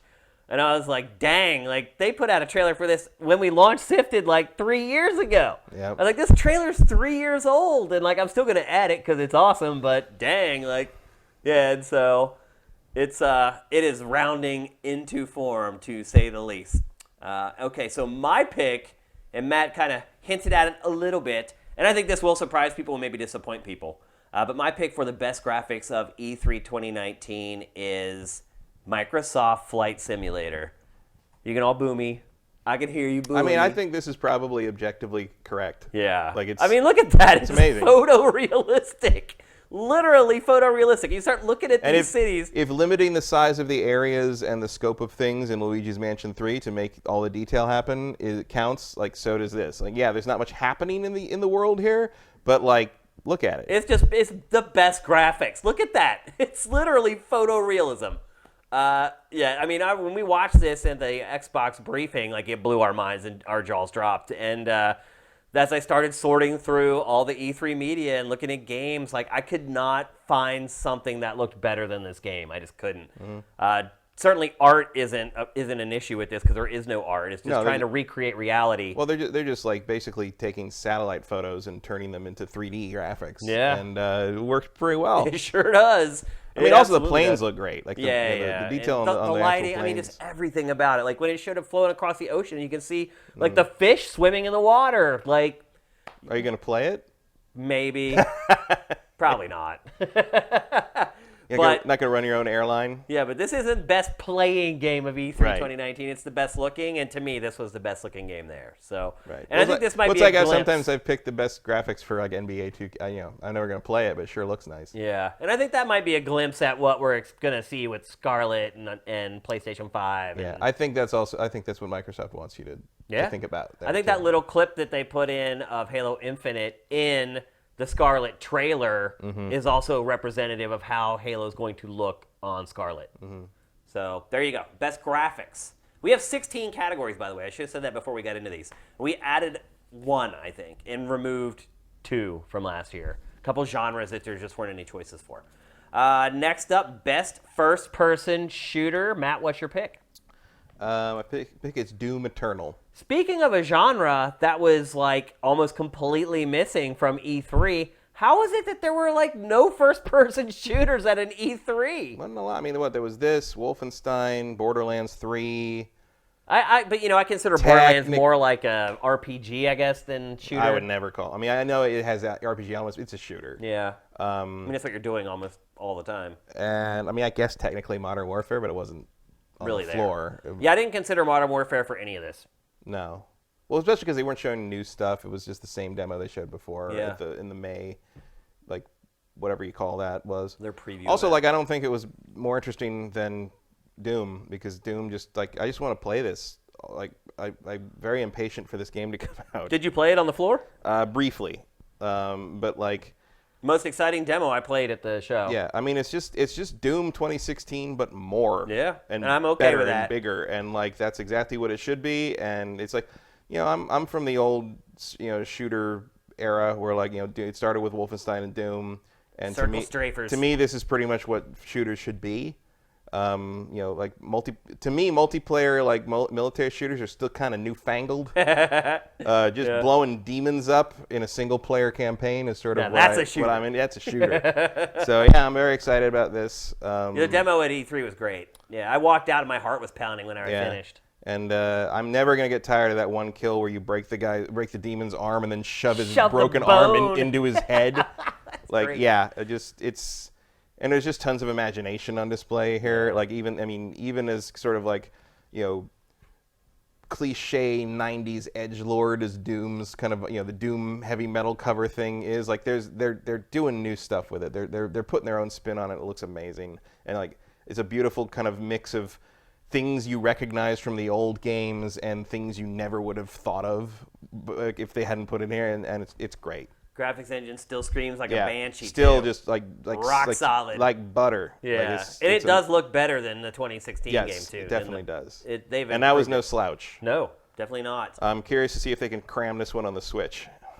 No. Well, I mean, they crammed the first one on Switch, but not really. I mean, it. Yeah, I mean, it was like compromised in a lot of ways. Yeah, but. Definitely. Not the least of which is frame rate, which is what really kind of trips my trigger with this game. So. My pick for best first-person shooter, and again, there weren't a lot of choices, but my pick for best first-person shooter of E3 2019 is Ghost Recon Breakpoint. You're probably like, wait a minute, Shane, that's a third-person shooter. It's actually not. You can play the whole game in first person if you want to. And I just want to say that, did you get to see this game at E3? No. I was absolutely right. This game is insane, realistic, like, it's hardcore, man. Like, you're not supposed to walk on the roads in this game, Matt. Seriously, it's so dangerous. Because of the drone patrols, or because the enemies will kill you with like 2 bullets. Like, it is hardcore. Like, this is another game I highly recommend you go watch a developer walkthrough for. It is going back to old school Ghost Recon. The only thing that this game really has in common with Wildlands is the sync shot. Everything else is completely different. And the what? And the beards. And the beards, yeah. Any operator has to have a beard. Yeah, the epic operator beard is sort of a requirement, I guess. I was blown away by the developer walkthrough that I watched of this game. And it was him and 3 journalists playing together. And watching him, like, basically walk them through this game, it was great because he was just, like, showing off all the features. Like, there's so much cool little stuff in this game. Like, it's total gun porn, like, and I think that was pretty much true of Wildlands as well.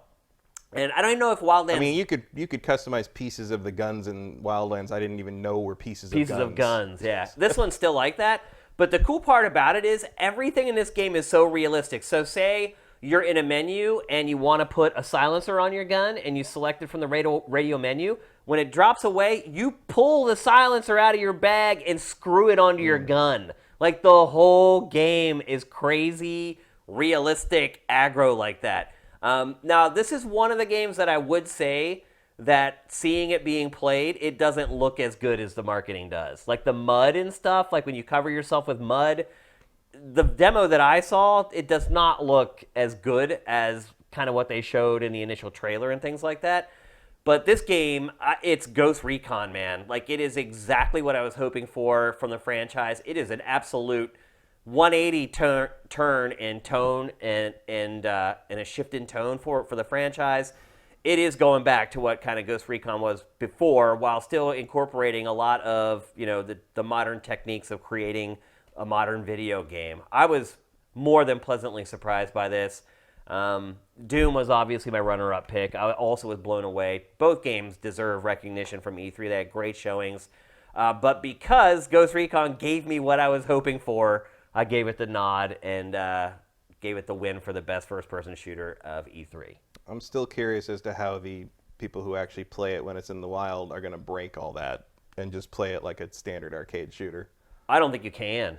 You can always do because that. One of the guys, so here's an example of what happened. So they were up on a ridge, and they were spying like an encampment that they were going to go and invade.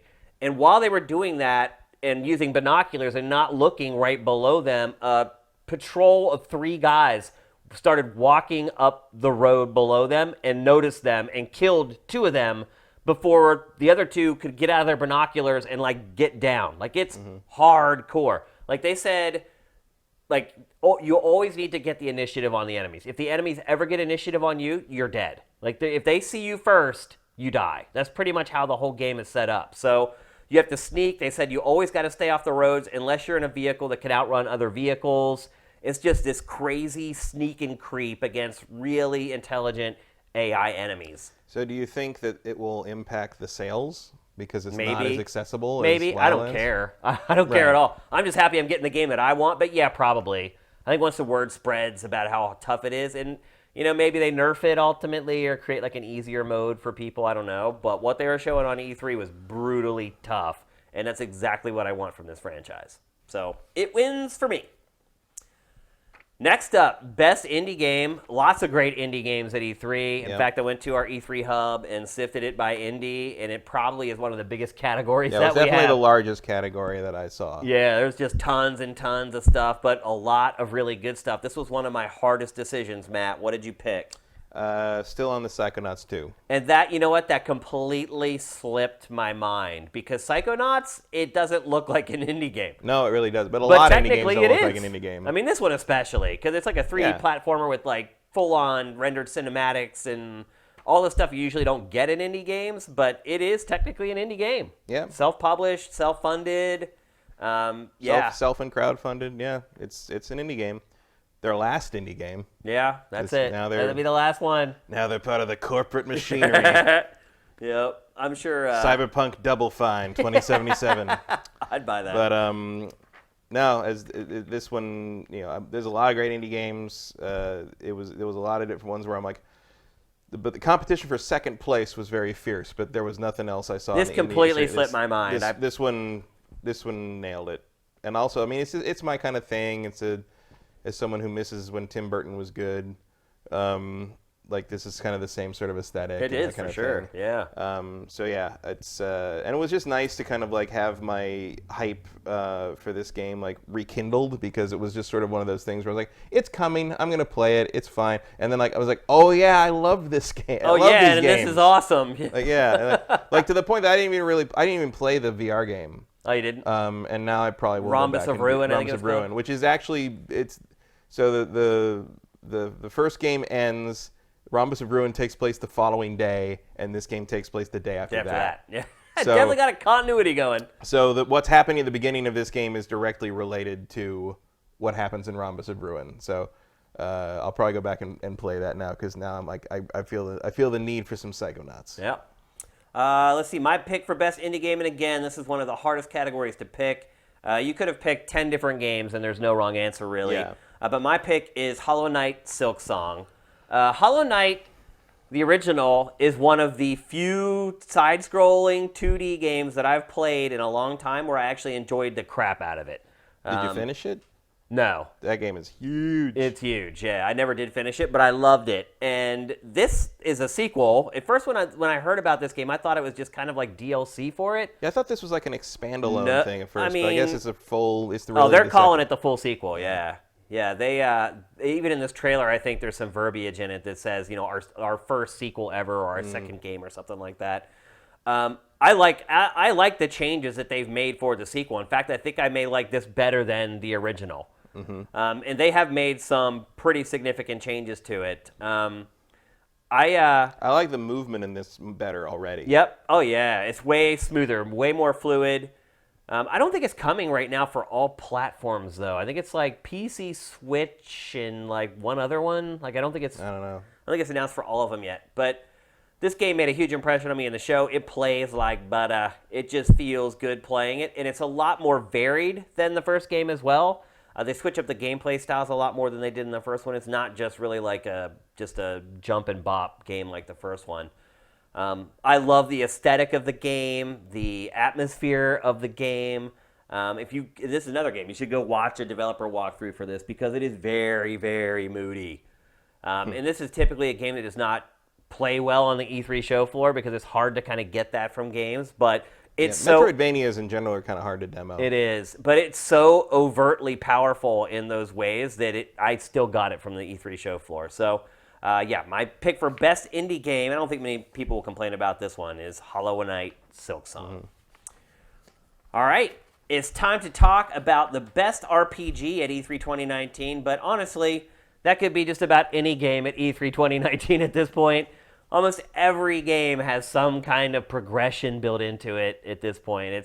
It's Yeah, just, but I think it's time to give up on trying to call that what defines an RPG. yeah, It's like saying anything with a gun in it is a shooter. yeah. You know, like yes, there's the idea of like progression, leveling, or giving you some kind of attachment to the progression of your character over the course of the game is just a standard way. That's to just keep, a video to keep you game engaged now. That's just how it is. It's just a video game. Yeah, an RPG you have to really focus on putting you in a role and making you part of that world and part of that story. Yeah.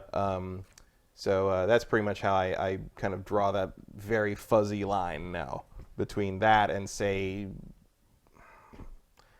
like I would still call Assassin's Creed Odyssey like an action RPG. Yeah. Because you have the dialogue choices. Yeah. But I probably wouldn't call Assassin's Creed Origins an action RPG. Like Watch Dogs Legion is kind of skirting that line, like hardcore.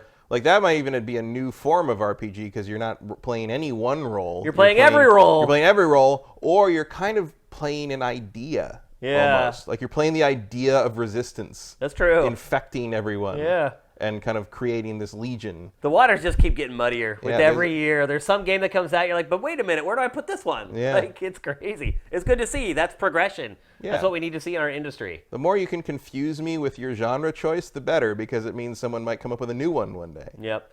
Oh, and by the way, we didn't even give our winner. We both picked the same game, Cyberpunk 2077. Yeah. Like until it comes out, this is pretty much it's going to win everything. It really is. And it deserves it. I mean, that's just the truth. It deserves to win everything that it does, basically. I've not found a weakness of this game yet. Have you? Well, I mean, it is having some cultural issues on Twitter, but at least CD Projekt is addressing them, yeah. which is better than their previous strategy of saying F off, being silent and or mocking yeah. people. So I think they got some time. That I think they'll get there. It's just kind of there's sort of an Eastern Europe sort of Western clash with that sort of value idea. And like I get where people are coming from on it, but it's like I don't think anything can stop this train. Yeah. Like I can't wait to see if somebody who chooses not to buy it because of that. Good luck with that one. That's going to be a hard one for most people, I think. I mean, you're already at things like, oh, should I wait until the next generation systems to play? It's like you're not waiting until the next. No. That's like 6 months. You're not waiting 6 months to play this game. No way. No, I cannot wait to get this game. I cannot wait. So there you go. Cyberpunk 2077, Best RPG. You knew that as soon as you saw the next Best RPG on the previous category. You knew which game was going to win it. We'll see about the the shooting doesn't look amazing. It is, though. Is it? Yeah, it is. There's been some disagreement on that. There's been some people that were not impressed by that. But I think it is. If you don't like the shooting, you can just not kill anybody. Yeah, you can play it completely non-lethal, which wasn't a thing, and now it is. Yeah, before they said you'd have to get violent a couple places, but it seems like they've now you don't have to. That. Yep. Next up, here's a category where you can see the changing of the times at E3 2019. Yeah, not much here. I mean, even last year, every booth had token VR. And usually it was on the outside of the booth to try to get people to come into the booth, but they'd have a little roped off area where they'd have somebody with a helmet on, staring up at the ceiling or whatever. Yeah, there was all an entry that's level. Gone. All of it's gone. VR was almost non-existent at E3 2019, you had, unless you searched for it. You go looking. Like Bethesda still had it. Oculus had a booth next to Nintendo. Yep. Which I didn't actually go in. But I didn't go in. I wandered around to see kind of what they were showing to see if I needed to go in, and it didn't look like I did. Yeah, it just had the Quest and that kind of. Which is cool. Yeah, cool, that's cool probably hardware. worth going in for. I did enjoy. I saw some. I think it was on Twitter or something. I think it was Twitter where somebody said they went into Best Buy the day the Oculus Quest came out and said, "Hey," it said to the guy at the door, "Do you have any Quests left?" And the guy was like, "You want a Quest? You playing Pokemon Go or something?" And he didn't know. He didn't get. He thought he was going to tell him to go fetch a sword or something. Right. He didn't know he meant Oculus stuff. I thought that was funny. But I got to admit, I have half an eye on the Oculus Quest just because it's awesome. That self-contained sort of thing, and the Vader thing's coming up. I just feel like in 2 more years it's just going to be so much better and so much cheaper. Yeah, and I already got burned so bad on PlayStation VR that I mean, I basically just flushed $400 down the toilet with PlayStation VR because of my illness. Because of your motion And I sickness, should have known beforehand that if I'm going to play VR, I should have bought the best one instead of the worst one. I mean, I don't know if that would make much of a difference. Really? For you. I mean, if I ever set my HTC Vive up again, you can try it and see if it makes you sick. It probably will. I mean, I had tried VR before I ever bought it, but I had not really tried PlayStation VR that much. I had played like the higher end models at like trade shows or whatever. Well, my pick here might be okay for you because it's not a lot of motion. Okay. It is Wolfenstein Cyberpilot. And it is more of a turret shooter where you jump from I can probably one deal thing with to this the one. other. Is it even coming to PSVR though? I don't know, but probably I would think. I think if you're eventually, if you're not putting something on PSVR, I feel like you're leaving money on the table. Definitely, probably leaving the most of your money on the table.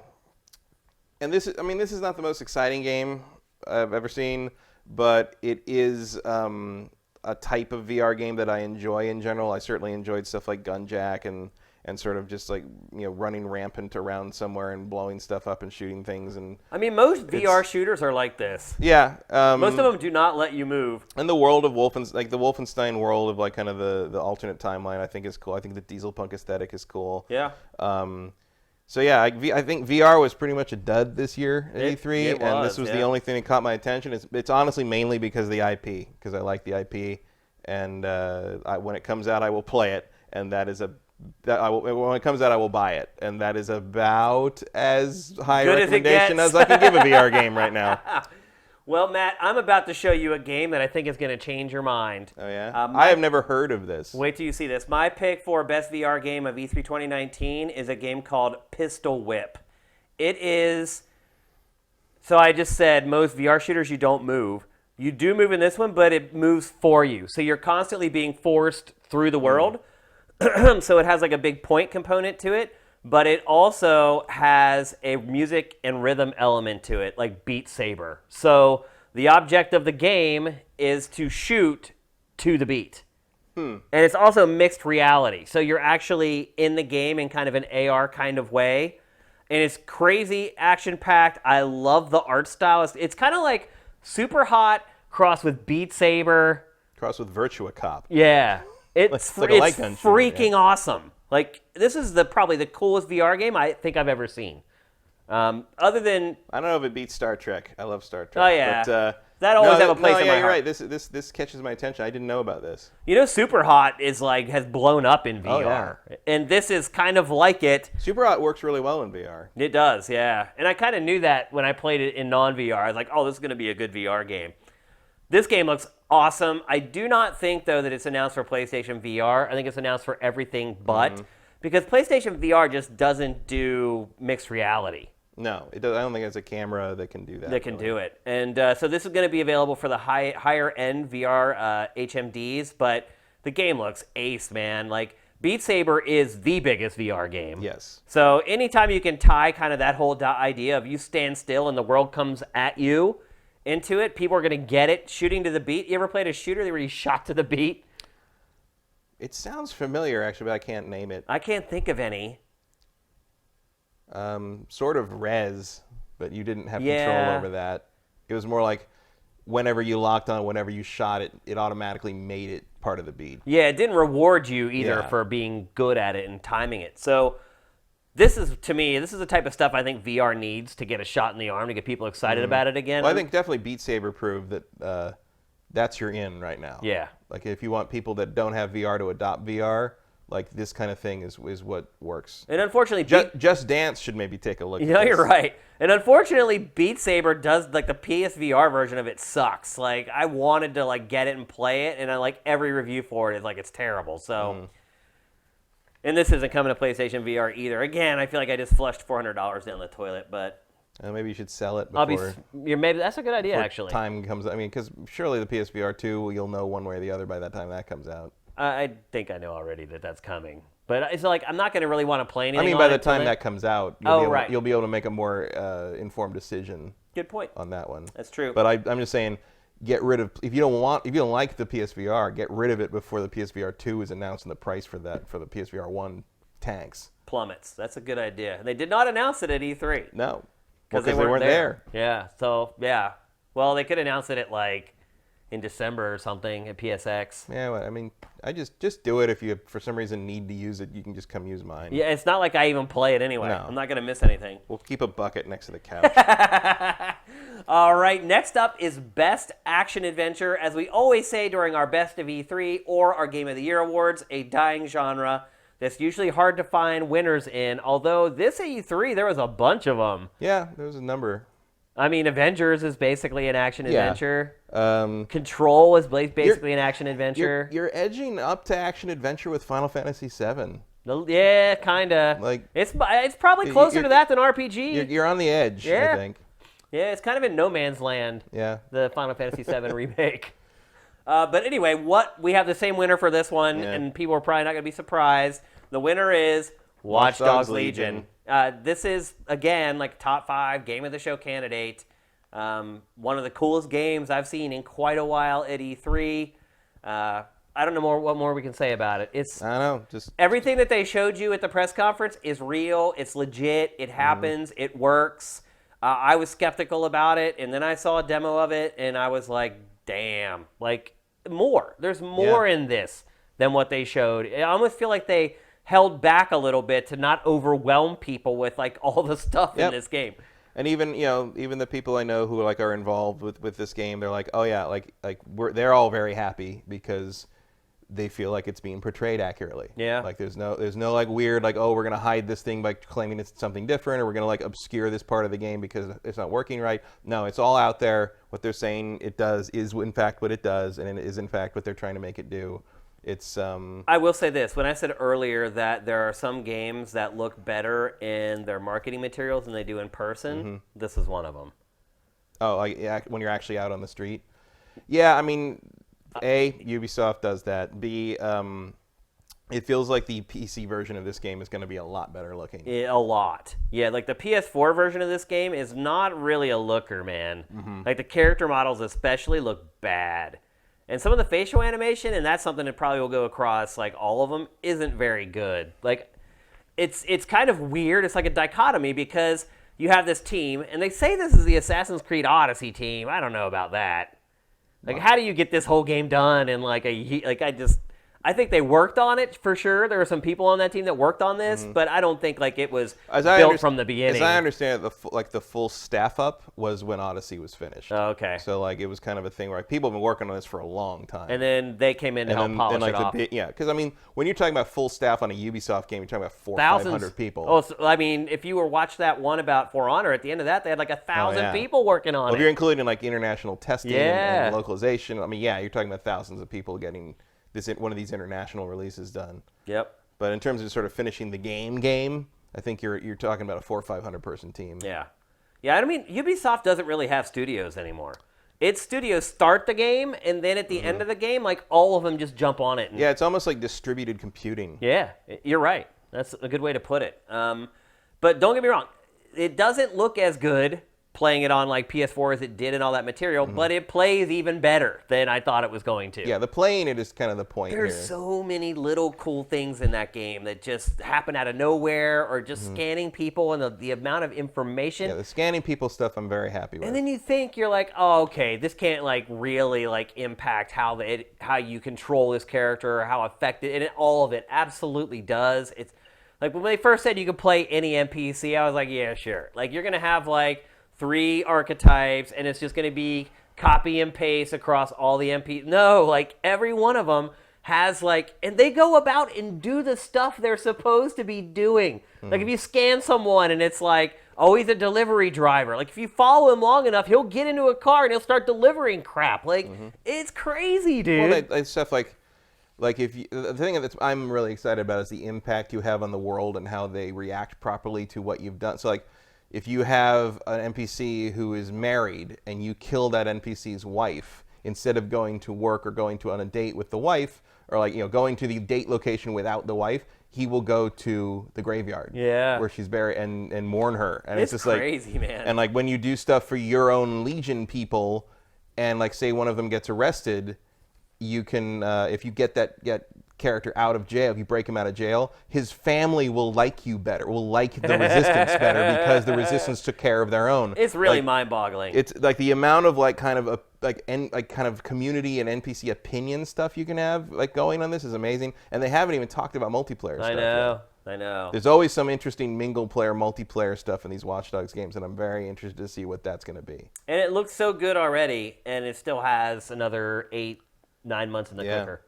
So this game... The only downside for this is it comes out a month before Cyberpunk. That's okay. That's perfect. I mean, the downside for it, not us. No, I mean, it's still okay. Like, you still have a month to play it. I mean, most people... No, I mean, sales-wise, I think it might after have that its month, legs cut out from under it because it's similar subject matter. Yeah. They even look similar at times. Yeah, I mean, there's the neon-drenched sort of nighttime stuff. Yeah, I can see a similarity, but I think the art style of Cyberpunk carries it further. For sure. So there you go. That's best action adventure from both of us. Up next, best strategy game. I thought this might be a genre that we were going to have problems pulling enough, like a nominee from, but no. Like, go sift our E3 hub by this genre, and you'll see strategy was big at E3 this year.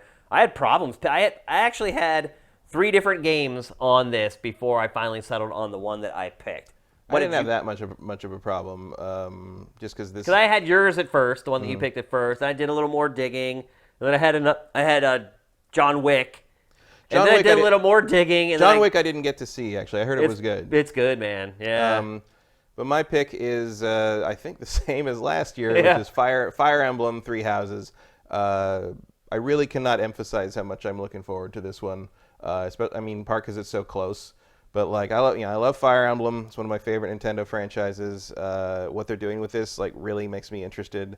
I love they revealed that there's because originally I thought it's gonna be like a high school like kind of a Harry Potter Academy sort of thing. But in this they reveal it's like there's a 5-year leap at one point and everybody comes back for a reunion. Everybody tries to kill each other. Yeah. And I'm like, oh, that's great. I guess even better. So I'm really looking forward to this. Like it's not like there was any like huge like mind-boggling revelations this E3 about this game. But like there is in the strategy genre, which is not something that really holds my attention a whole lot anymore. There is just nothing else even remotely close to this on my radar.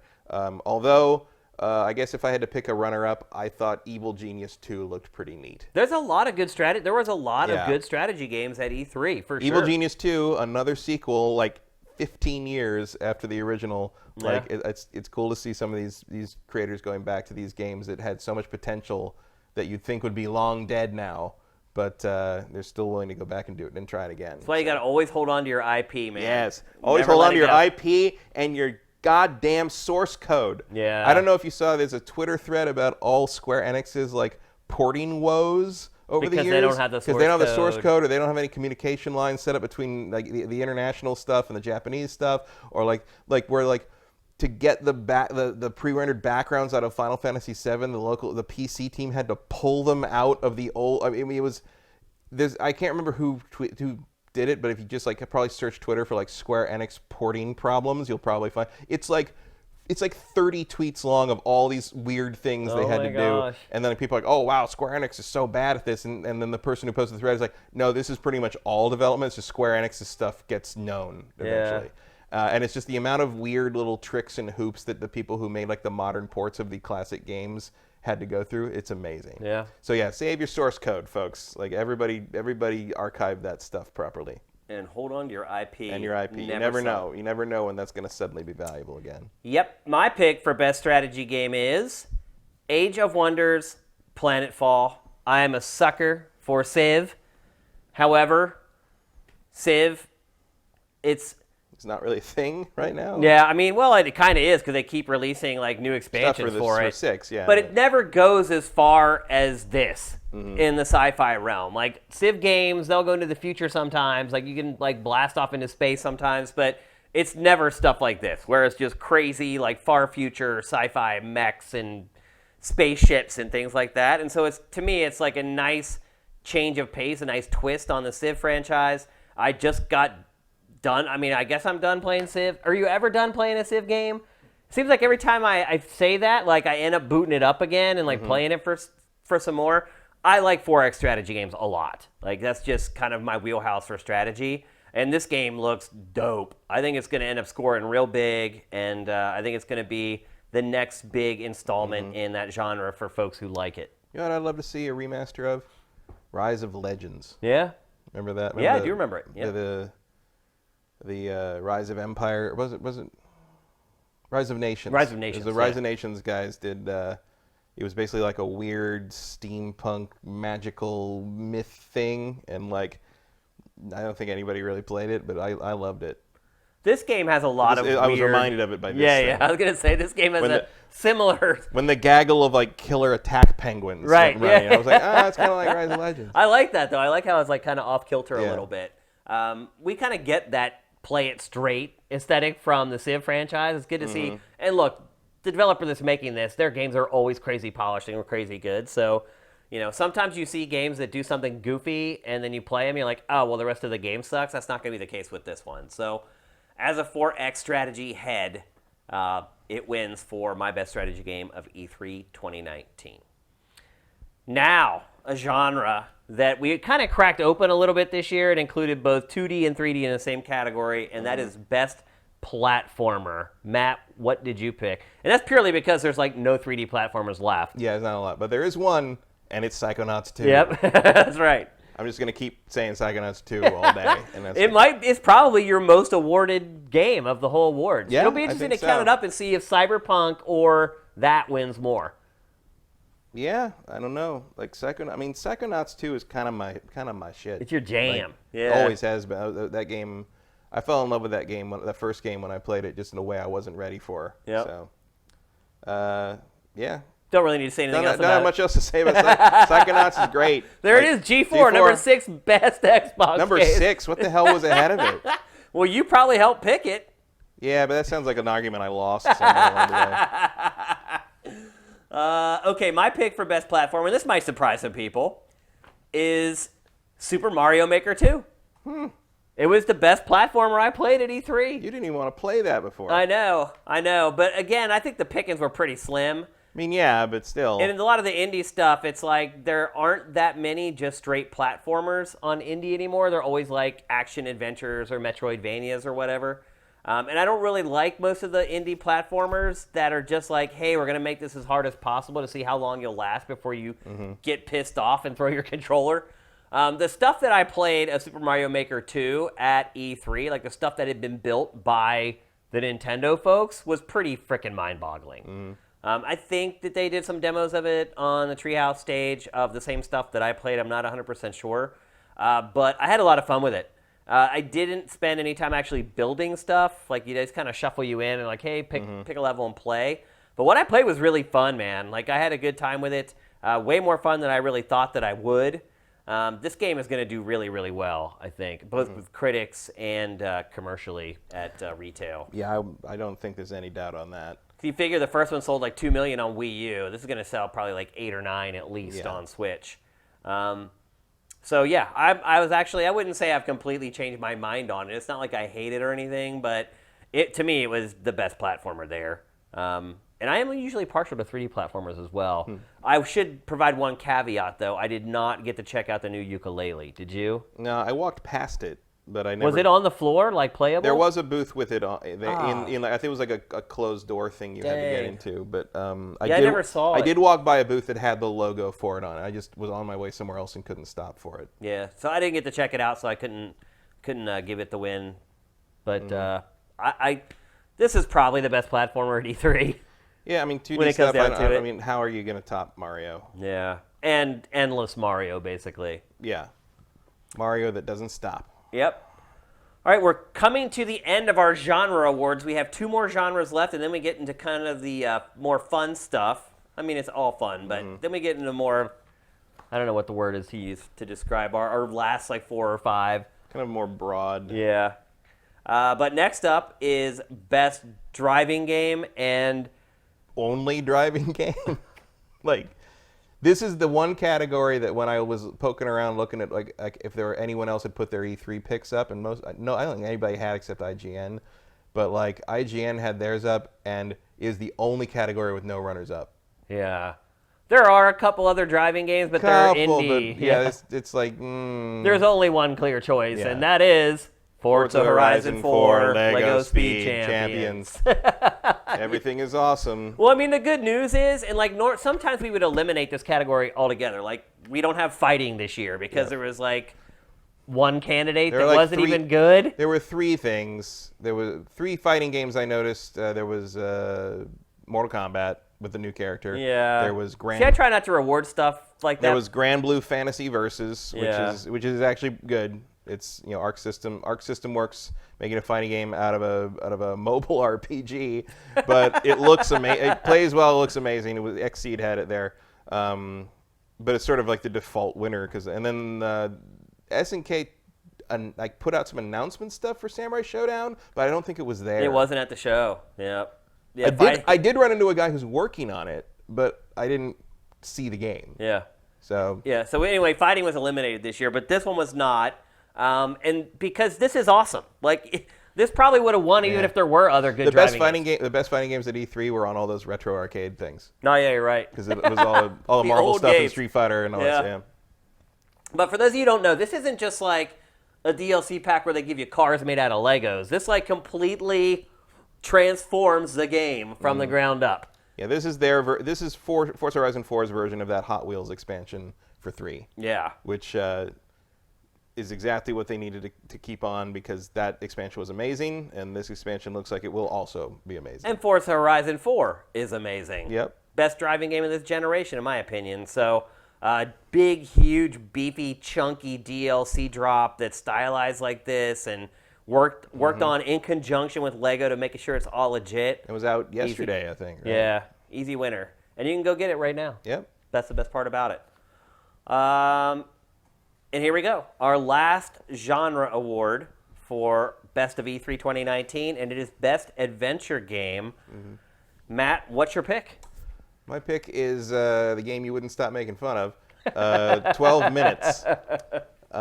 This top-down sort of story-driven adventure game that puts you in like a time causality loop where your wife is accused of something, and like you can end up like fleeing from the cops or fighting people in your house, or like killed, or she gets killed, or they get. I mean, like basically you're playing through the same 12 minutes loop over and over to see if you can like figure it out. And it looks like your character, judging by this first opening conversation, is aware of it as you move forward. Yeah, that he's in like the paradox or whatever. Yeah. Which is like a pretty becoming a more and more common trope. It was just in the Outer Wilds, not to be confused with the Outer Worlds. Well, I mean, it's Groundhog Day. Yeah, but I mean, Groundhog Day didn't invent that. Right. What did invent it? I don't know for sure, but I'm gonna guess Ray Bradbury had something to do with it. Probably. That's a pretty good guess. But I like the time loop idea if you have something like to say with it, and I love the perspective here. I love like the top down thing where like you're kind of this like God's eye view of this thing, and sort of how it keeps you sort of weirdly detached from the loop idea, and sort of there's an element of maybe you are God as the player. There's an element of moving pieces around that is board. Both an interesting gameplay idea and also sort of like thematically disturbing. Yeah. And I just thought this was this is one that I really would like to be. I'm looking forward to being able to sit down and play on my own time without the pressures of a show floor and a big event with 5,000 other games around it. Like I can see myself digging into this pretty hard. My question would be, how long is it? I don't know, but like that ties in with how much does it cost, and I'm hoping it's you're right. $15 or $10 would be kind of appropriate. Definitely a cool concept. Yeah. I like it a lot. And my pick for Best Adventure Game of E3 2019 is Way to the Woods. You just can't get over this deer thing. I love it. Who'd have thought like deer pushing shit was like Shane's weakness? I think it's a cool idea. Like I like anything where it's like the parent animal trying to help or rescue or nurture or raise the offspring, the sibling. But this game also has like a psychedelic sort of spiritual. There's a magical realist element to it. Yeah, absolutely. That is appealing. Yeah. And what was that game for PlayStation 3 that had all the animals running through downtown? What was it called? Tokyo Jungle. Jungle. Tokyo Jungle. Yeah, Tokyo Jungle. It gives me a little bit of a vibe of that, except it's very polished. Well, yeah, Tokyo Jungle was much more violent and like it wasn't It was like you couldn't get too attached to your creatures. This Right. is clearly a, you're Bambi and his dad, as opposed to basically, and man is in the forest, so let's dig out. Yeah. But you can see the puzzles, looks like you have to work together with both the parent and the doe, or the...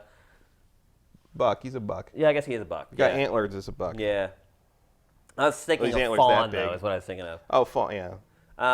You got to work together as a team. I know ultimately one of the two is going to die, and they're going to build this crazy, awesome relationship together, and it's going to get you all weepy when one of them passes away. I can see it coming already, and I'm totally ready for it. I'm guessing the buck dies, and then you have to take over as the fawn and grow up into the buck that then has the fawn, and it's just a game that goes on into infinity. I don't know if it's that, but I'm sure the fawn will learn all the moves of his dad by the end of the game. For a big part of indie for me is unique ideas, because I don't really like indie games that are trying to make big budget games on a small budget, because then they end up feeling like budget games. I like indie games that take the fact that they have a small team and then they maximize the fact that they're a small team to do something different and unique. And to me, this is sort of the perfect example of that. It's like, you know what? Like, we're going to make this crazy game about sort of parents and their offspring, but at the same time, we're going to use these cute animals as like a Trojan horse to get people into it instead of just using human beings. Yeah. And then there's like the whole like magical element to it as well. Like, you couldn't get away with that with the game that you spent, $100 million making, but you can get away with that here. You could also describe Into the Woods or Night in the Woods with that same description. Absolutely, yep. So clearly the trick is to put animals in the game and put woods in the title, and Shane will like it. That's true. That's funny. All right, so that's it. Found the formula. So that's it for our genre awards. Now we're going to get into some fun stuff. If you can make Tiger Woods like a cat person or something, you're going to win Shane's Sports Game of the Year with that. I don't know if they've ever made a golfing game with animals.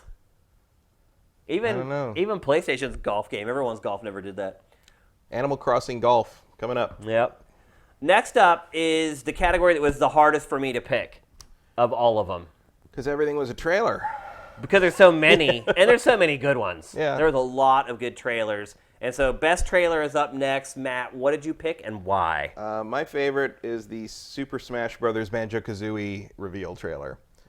Because I love a good troll. Yeah, and that's exactly what it was. And I like the ups and downs on this. I actually watched this happen in the IGN War Room, offsite, and it comes up with these three, and everyone's like, "Oh, it's rare. It's going to be Banjo. It's got to be the Banjo thing. It's got to be the Banjo thing." And then they come out and they look and they see this silhouette, and you're like, "Clearly Banjo. It's a bear with a bird on its head." And nope, it's the frickin' dog from Duck Hunt. It's like you already hate that dog anyway, and now you hate him even more. And but you still knew it was going to be Banjo. Keep it going, and then the real shit comes down, and it's great. Yeah. So I mean, we were all kind of like thinking this was going to happen at some point. Oh, we called it weeks before E3. And it definitely makes the roster feel more complete in terms of kind of. They look way different though, Banjo and Kazooie. They look different all the time. No one can decide. Yeah, on they our can't style seem to for this settle thing. on what they're supposed to look like. I don't get it. I like this better than like Nuts and Bolts. No, I'd agree with that. Yeah. But also one of the original animator of the characters posted on Twitter how much he liked them how they recreated all his animations. Oh, good. From the original game. That's good. So approved by the original Rare guys. Now the rumors are BK's coming to Switch. I can get behind that. Yeah, I mean, I would not be surprised. I think it's crazy how much they've incorporated the rest of the franchise. I mean, they do that. I mean, Persona had that too. Yeah. They do a really good job, kind of like covering the whole spectrum. Even Grunty Under the Rock, Yep. It's awesome. But I like it also because, Smash Brothers, I feel sort of has gotten away, or at least sort of drifted from the idea of the original idea was sort of like all the best of Nintendo, all the Nintendo stuff in one place, beating the hell out of each other. And now it's sort of like, okay, there's a guy from a game that's not even on the system. Right. Cloud was not even on the system on the Nintendo system when he showed up. But putting Banjo-Kazooie in there like makes it feel a little more like that sort of complete history of Nintendo, like up there on that Smash Brothers select screen. So I like that too. But also that trailer, I love that trailer just because it's playing with you so hard, and I like the kind of twisted sense of humor Sakurai tends to have about how to mess with expectations when it comes, and but also give you what you want in the end. Yeah. So that was crazy seeing that Microsoft and Nintendo link up happening again. Yeah, I mean, it looks like the first of many. Yeah, they're going bros. forward. They're bros now. So yeah, this was at least the most the trailer that kind of like made me the happiest. See, I thought when this trailer begins, I thought it was going to be another 2D Donkey Kong game from Retro. For a second, I was worried. I literally screamed no at my computer screen. I was like, no! Not just like that. What did you say? When you said that, like it showed like Donkey Kong like yawning and Yeah, snoring. yeah. And then they showed the silhouette, and I was like, okay, all right, it's Banjo, totally Banjo. For a second, I thought, but when King K. Rool popped up, I was like, okay, well, they're all hanging out together. They gotta be Smash Brothers. I didn't think about that. I saw K. Rool though, and I'm like, it's another Donkey Kong 2D game. Right. Well, that was my initial thought. I was like, oh my God, is Retro actually doing another? But once I realized, oh no, they're all hanging out together, so this has to be Smash Brothers. No, Matt. Retro's just doing nothing. Apparently, I guess it just does nothing. It just goes to work and like plays solitaire and then goes and cashes. No, they don't play solitaire. They're playing whatever they're playing. They're playing poker up somewhere with WB Montreal and Rocksteady Games because no one's with all the other studios that do nothing. Yeah. It's crazy. My pick for best trailer, and I think everyone and their mother's going to disagree with this, but this is my favorite trailer from E3 2019, and that's Blair Witch. I know, Matt, you hate Blair Witch, the movie. I don't. I loved it. I thought it was a great film. I actually can still watch it, and I feel like it holds up. But beyond the fact that I do love Blair Witch, what I liked about this trailer is while you and I were watching it live, we guessed like 3 or 4 different franchises. Mm-hmm. We were like, oh, is it like Layers of Fear? Like, we just went on this string I mean, of we're like... partly right, because it is the people who made Layers of Fear. Right. But which is why I'm interested in this game, because of those guys do good stuff. Bloober, I think Bloober Team. Bloober Team? Bloober Team. Their stuff is always crazy. They make much scarier games than you'd think a team called Bloober Team I would know. make. All their games are scary, like terrifying, though.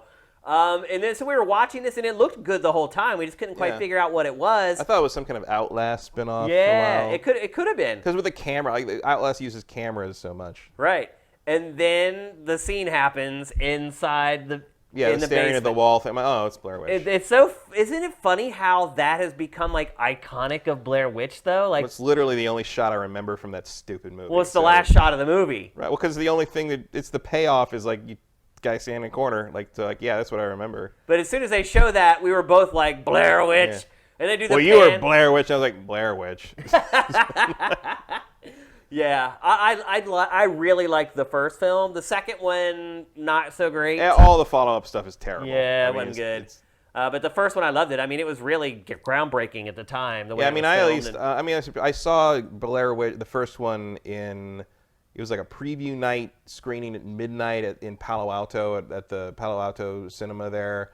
And oh my God, the people in that theater were crazy. Like, I mean, it was one of the most rollicking like horror movie audiences I've ever seen. Like, people were so into it. Well, you remember there was like, it depends on when you went to see it. If you went to see it really early, some people still thought it was real. Right. And then as it was in theaters for a while, it kind of spilled out that no, this was all acted and it's all fake. Well, yeah. But also because like you can't release a movie where people die in right. it. Like that's a snuff film, and we don't release criminal evidence in the theaters. Yeah. But there was a wave for a while where people were like that confused. was part of the ad campaign. They were trying to make you think, like, wonder, like similar to the Matrix that same year. Like the whole idea of like what is the Matrix and kind of thing. Yeah, that was the thing at the time. That was kind of ARGs in their infancy almost. But no, I saw it was the week before it went wide. So it was everyone in the theater it was still early. It was still like maybe it is. The backlash hadn't started yet. Right. You know, it wasn't popular enough for people to hate it because it was popular. Right. I just didn't like it because I didn't like it. Yeah. But like that audience was so into it. Like, oh yeah, it was like a roller coaster ride. It was a good experience. I mean, I wouldn't have traded seeing it that way because even though I didn't like the movie very much, I did enjoy the experience of being with in that audience with everybody freaking out all the time. Yeah.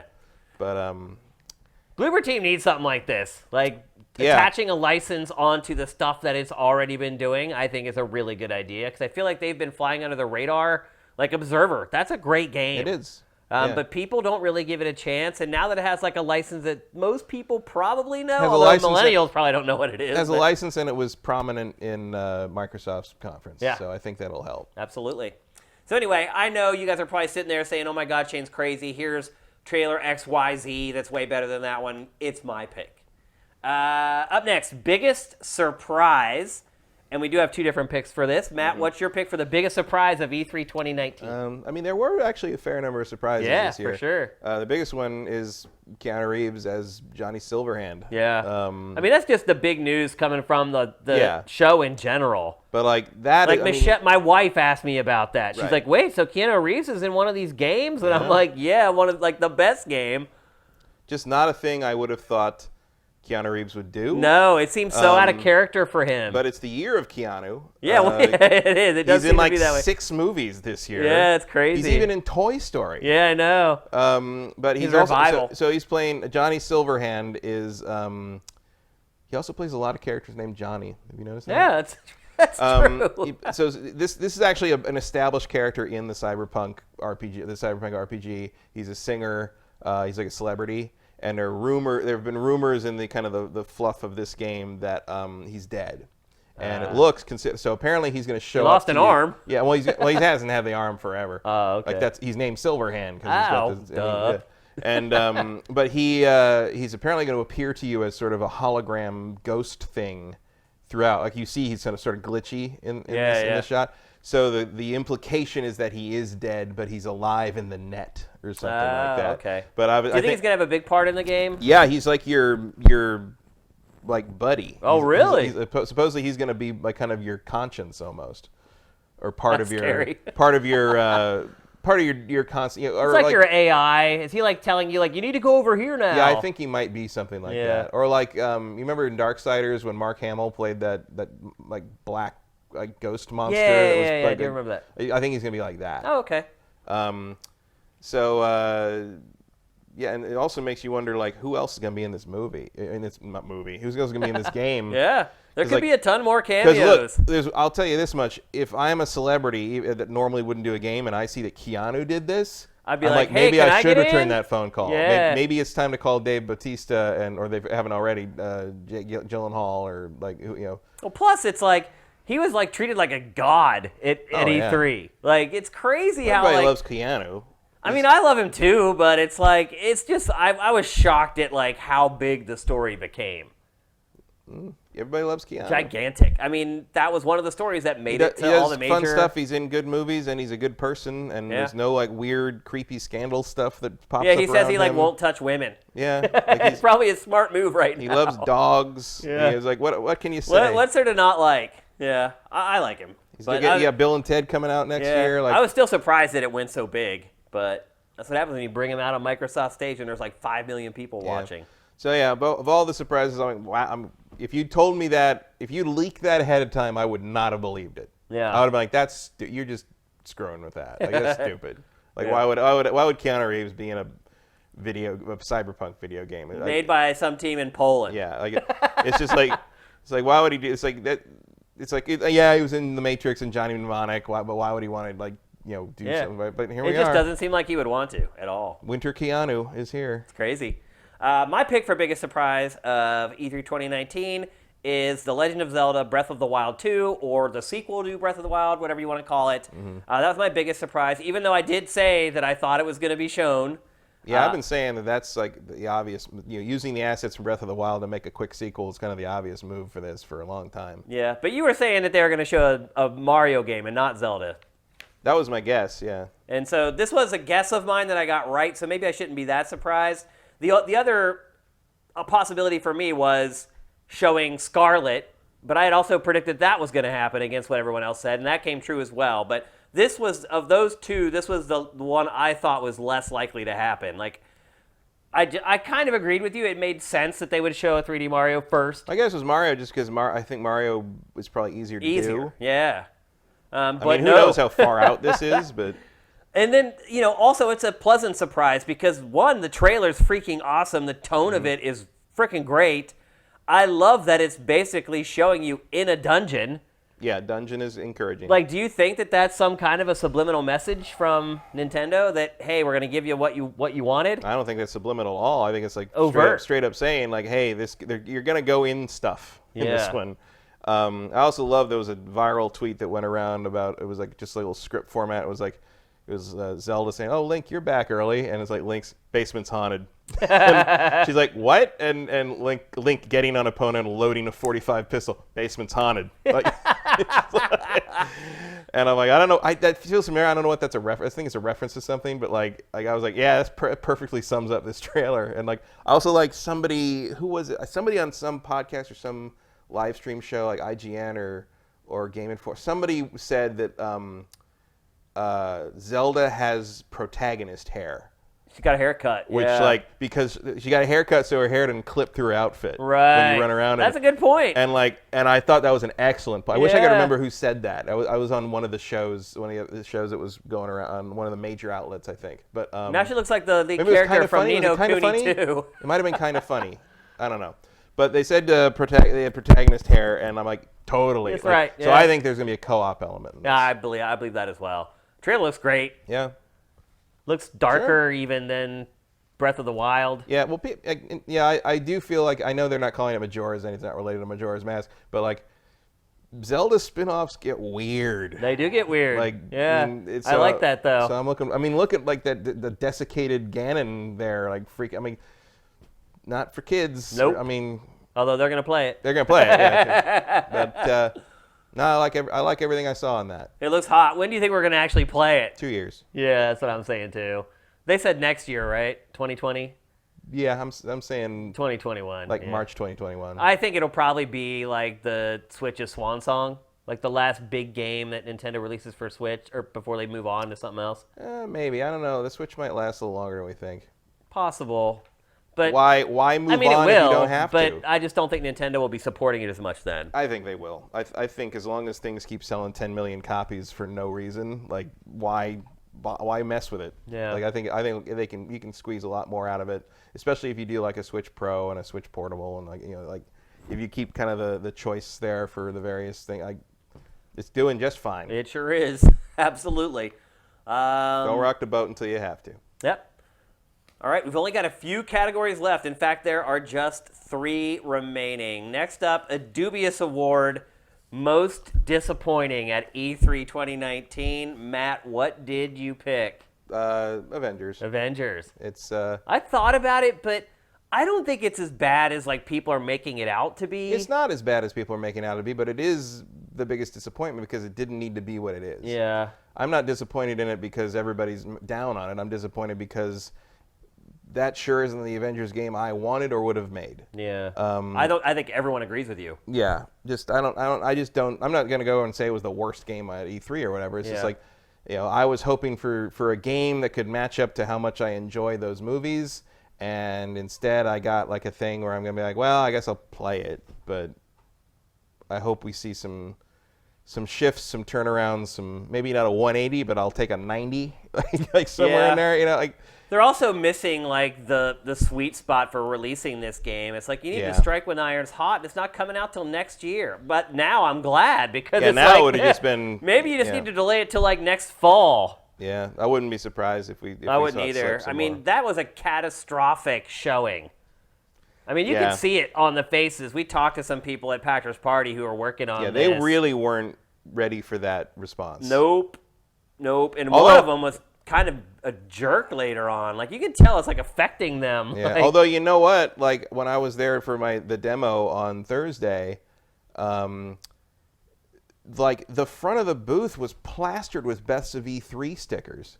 Like tons of them. You gotta realize though, there's like 9,000 publications at E3. But I mean like real publications. Oh, really? IGN had one there. Really? Like there were real names like that's Best of E3 stickers up there. Yeah, I mean some of these publications will basically give an award to anything to get their logo on a box, to get their little ribbon on the side of whatever. Like, I mean, if you cite the Avengers as your most disappointing game, technically it's still part of your Best of E3 coverage. Right, that's true.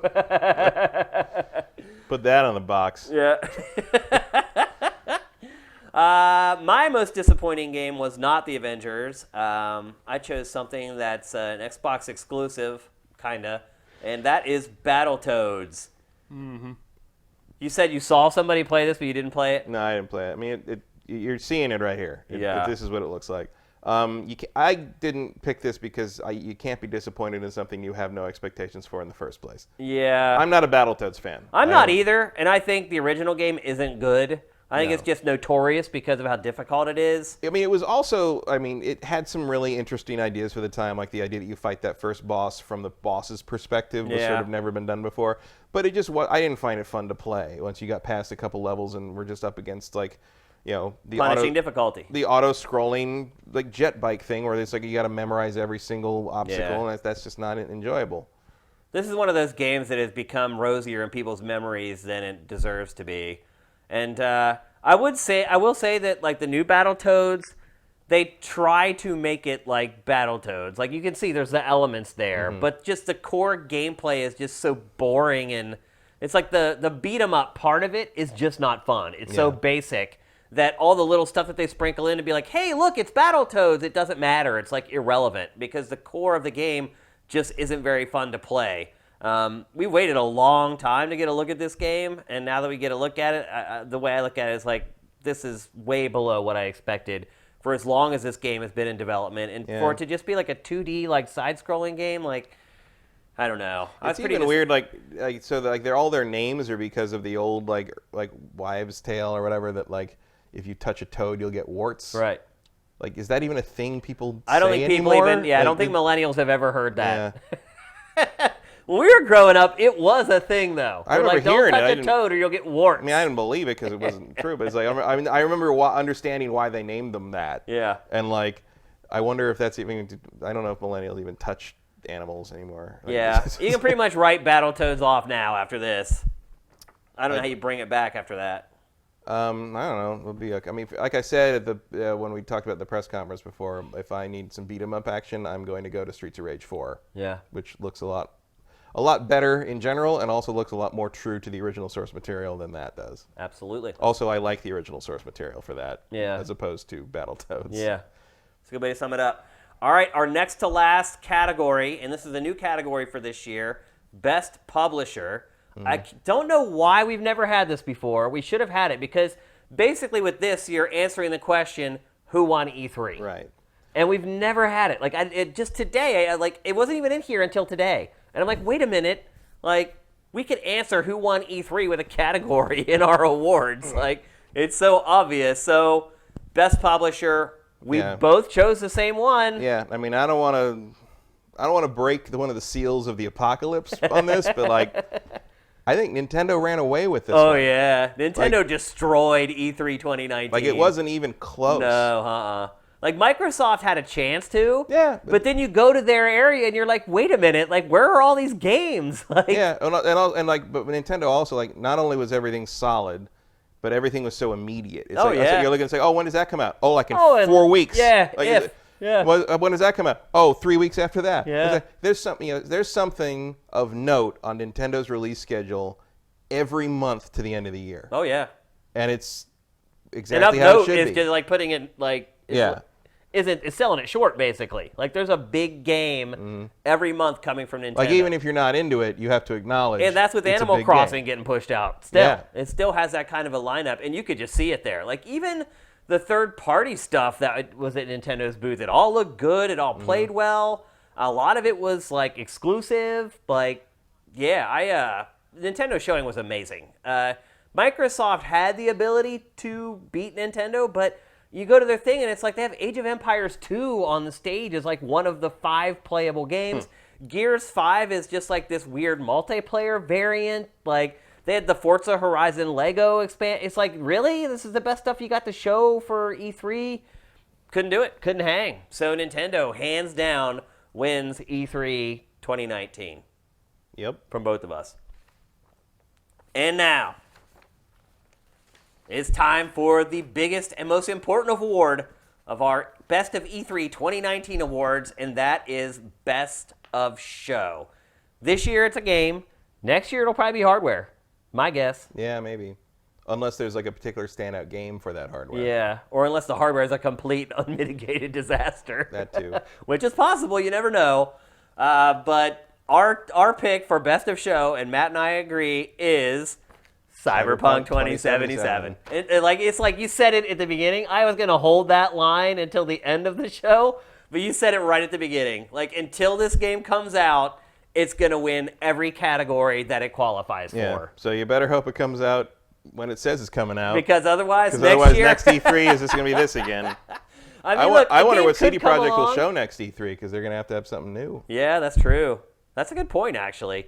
They haven't put out like a trailer for anything new. I mean, Witcher 4, I guess, would be next in line. Witcher 4, like, you know what? I still think they should remake Witcher 1.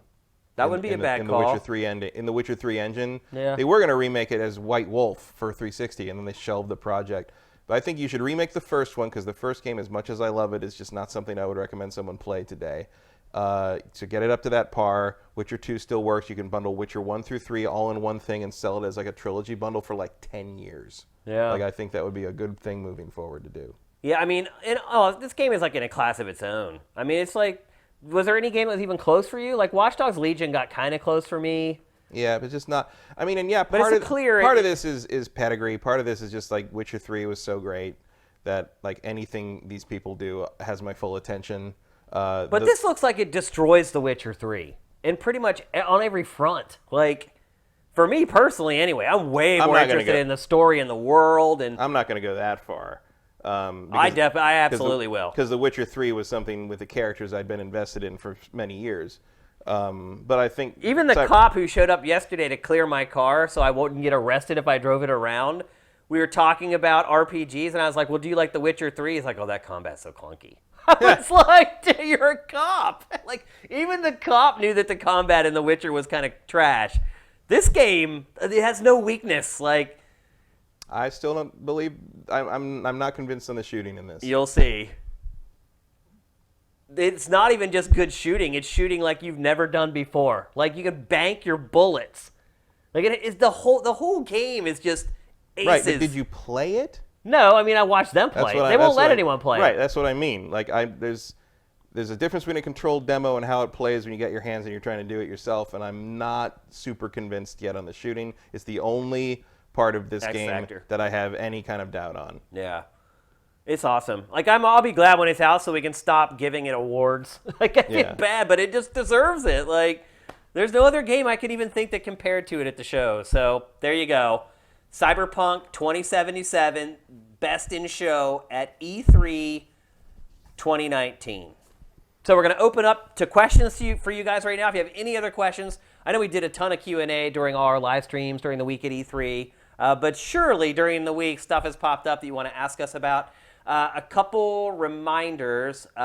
First of all, our flash sale, our E3 flash sale on our t-shirts ends tomorrow. So Sunday night, end of like midnight our time here Pacific, so like 3 a.m. Eastern. The sale is going to end. 40% off all our new shirts right now. They're down to $15. And again, that's over in a little over 24 hours. So if you want a shirt, you might want to head on over there and get it now. The sale has gone very well. So thank you all very much. You guys bought a lot of shirts, which is great. Wish you had bought them at full price, but I'm not going to begrudge someone for looking for a deal. So I'm just glad that we got a lot of the stock out of my bedroom where I work. All that stuff will get shipped out this week. Another note, I am taking Monday off. I have officially worked the last 23 days straight, and I'm taking the day off on Monday. Another thing, tomorrow I am on a live show with a bunch of our old friends from Tech TV. They have a brand new network called twit.tv. Oh, it's been around a long time. It has been, yeah. And I guess to me it's new. It's basically a continuation of Tech TV. Yeah. And I am on a show tomorrow at like 2 p.m. Pacific, and I'll send all that stuff out through my socials so you can come and watch. It would be great if you guys could come and watch the show, because there's a chance if it gets a nice bump in viewership that they may make it like a segment where I go on more frequently, and that's great promotion for SIFTD. So if you guys are having a lazy Sunday and you don't have anything to do tomorrow and you want to hear me talk a little bit more about E3, just keep an eye on my Twitter feed, and I'll send out the links for that, and hopefully you guys will come and join. And even maybe jump in the comments and be like, this Shane guy knows his stuff. You should have him on every week. Good luck with that. Yeah, I know. Hey, after what happened with my car, I think anything's possible. Seriously. Like, it has opened up the whole world of possibilities to me. I mean, what people did on Twitter for it, the fact that I found it, like, those are two things I never thought would ever happen that did in one day. So, 3 things. well, my car getting stolen from E3. Yeah. All right, that's the third one, yeah. I'll always have yet another E3 story to tell. Yep. Another one to just add on to the pile. So, all right, let's get to some questions so we can wrap up E3 2019 together. And there is a ton. Snub Barracuda. By the way, Shane, so glad you got your car, dude. Thank you, man. I can't even... I'll never be able to explain the feeling of when I saw my car.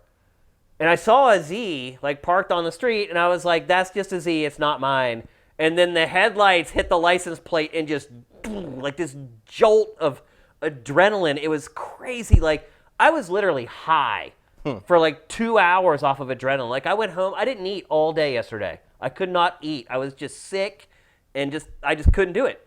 And, like, I was shaking and, like, I've never felt like that from just natural body chemicals in my life. It was crazy, and it lasted for, like, hours.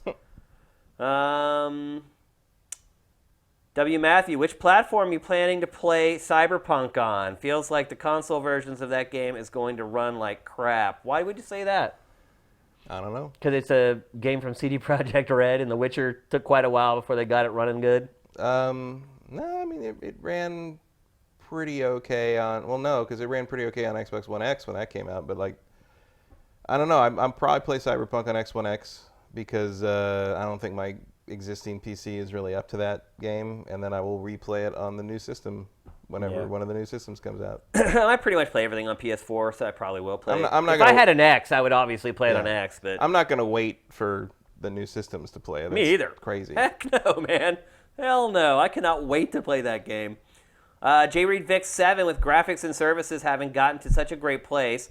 Slow transition to 4K TVs and 4K content, cross-gen releases, and the rumored high price tags for the next Xbox and PlayStation. Is next-gen console gaming going... This is a really long question. Is next-gen console gaming going to be the most hobbyist it's ever been? Not just in year one, but in general. Do non-hardcore players need the power of PlayStation 5 and Scarlet largely to continue playing games they're already playing and on mostly 1080p televisions? I mean, you would think that would be a thing, but people buy way more expensive phones with only moderate upgrades, so I think that's what they're betting on. It all comes down to price.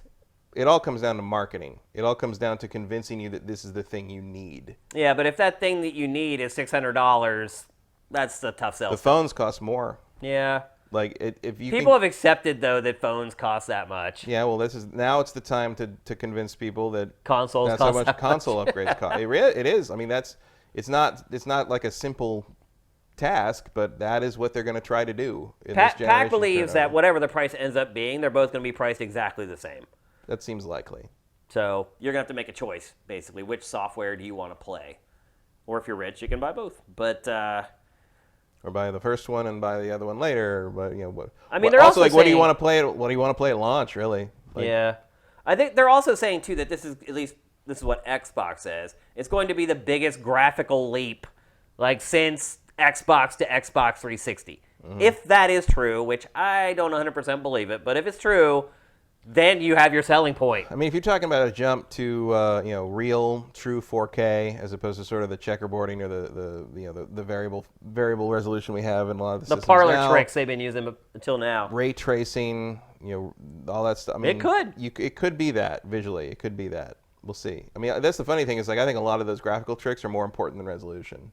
Certainly, HDR has had more impact on the visuals for me. Oh, absolutely. And ray tracing and have an even bigger effect. Yeah, for sure. So, yeah, it could be. They might not be exaggerating that, depending on what they have to take. I hope it's true. I hope to God it's true. But to answer your question, no, I don't think any of that's going to happen. Like, I don't think gaming like on PS5 and Xbox 2 is going to be this hardcore only thing. No. Like, never underestimate the draw of the thing that is the thing you own and like that has one higher number on it. Yeah. That's all it takes sometimes. Justin Horman.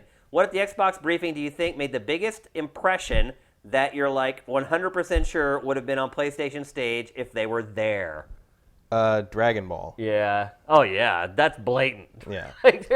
Almost Almost anything Bandai Namco. How crazy basically. is it though that like Dragon Ball was on stage, but like Call of Duty wasn't? Yeah, That's weird. bizarre, man. That's Yeah. nuts. I don't know. Like, I don't even have a theory on what Activision does anymore. Yeah. I mean, honestly, any Japanese game Yeah. that was shown during Elden Ring would probably have been PlayStation. would absolutely been PlayStation. I mean, it's From Software. They have they're all buddy with PlayStation. So I think any Japanese game would have been on Tales of Arise. Yeah, any of them. Yeah. Anything Bandai Namco, basically. Yeah, for sure. The one Geo. Do you think E3 might be going away for a few years if publishers keep leaving the show? What, E3 going away? I didn't hear the beginning of that. Do you think E3 might be going away for a few years if No. publishers keep leaving the show? E3 is a business expo. Like, it's never going away. The only thing that would go away is sort of the media circus surrounding the floor. And right now, I don't see why that would go away because people will still pay to get in and the ESA still wants their money, so... I said this, I think it was during my Ask Shane Anything. It would take like floor. a 20, 30,000 attendance drop next year to make that happen. Yeah, I mean, the ESA gets like 80% of its annual revenue from E3. It will fight tooth and nail to make sure that show does not go away. Could it step back a little bit? Possible. I mean, I'll say this. PAC is pretty tied in with the ESA and the publishers. And almost everything he's ever told me about the ESA has ultimately come true. And he's told me a lot of stuff that he hasn't shared with you guys, he hasn't shared with other people publicly. And it's all pretty much ended up coming true. So if PAC tells me that the new head of the ESA he likes and the publishers like him, then I believe it. I believe that the publishers like the new head of the ESA. When he tells me that because of that, they want to find a way to mend the fence and get E3 to a place where they want to be there, I believe that as well. So I think there will be due diligence. I think people will be dedicated to make it happen, and I hope that it does. But yeah, it's definitely not going away. Even if the ESA eventually just makes it like E4All was, and it's just this show where anybody can go, they'll do it because they have to do it. Because if they don't, they're no longer an organization. They have no money. Right. So yeah, and I think in some level, eventually the industry is going to step up a little bit. Like if it really starts to pinch the ESA's pocket, these publishers know they need the ESA. The ESA has to be there to lobby for the industry and government. Well, so, there's two ways you can go with it. Either they need the ESA or the publishers decide they need a new organization Right. that is not the ESA that will be better than the ESA. right. Which is why, though, the president left and they brought in a new one. And from what PAC was saying, it sounds like the guy who got the job was one that the publishers knew already and wasn't pushing for him, but were happy when they found out that he was the one that got the job. So, yeah, I mean, maybe way on down the road, but not in the near future. Justin Horman, Twit with Leo Laporte. Yes, absolutely. That's the show I'm going on tomorrow. I can never read the light green on white. It looks like it says something Martinez. Should I pick up a Switch now or wait for the Switch? That's Eric Cartmenez. Oh, okay. Yeah, I can't read the green on. Oh, you have black background there. That helps. I don't understand this question. Should I pick up a Switch now or wait for the Switch Pro? Oh, it looks like it says iPro. I think it does. I assume that's a typo. Oh, okay. I thought he was talking about some kind of Apple thing that Nintendo was doing. No. I mean, you don't know that Switch Pro's coming. Nobody knows that. There's rumors swirling again, but they were swirling before E3, and it never happened. So, I mean, if you really want to play the Switch games, sure, like you should get it now. But if you want to wait for like Luigi's Mansion 3 or the Switch Pro Pokemon thing, Sword and Shield. I mean, I think those leaks were legit, but it sounds like whatever that Switch Pro idea was, it's A, not a huge upgrade, and B, looks like it slipped to next year. So unless you want, I mean, if you're interested in playing stuff right now that's already out or coming out soon, why not? Yeah. I mean, the longest I would probably wait is until, like, I don't know, Pokemon Sword and Shield came out. That would be, like, the breaking point for me, probably, if I was, like, waiting to buy a Switch. Once you get to that point and they haven't announced like the Pro, or the Pro isn't and that's the other thing. Nintendo announces something and it's out like a week later or 2 weeks later. So don't take this as a sign that they haven't announced anything, that means it's not coming until like next year. They could announce it in a direct next week, and it could be available that day. But yeah, they do a pretty fast turnaround on like hardware revision stuff like that. So if you get to a point where you're like at the deal breaker point, where you're like, I need to play Pokemon Sword and Shield, and I don't have a Switch, buy the Switch. That's what I would suggest.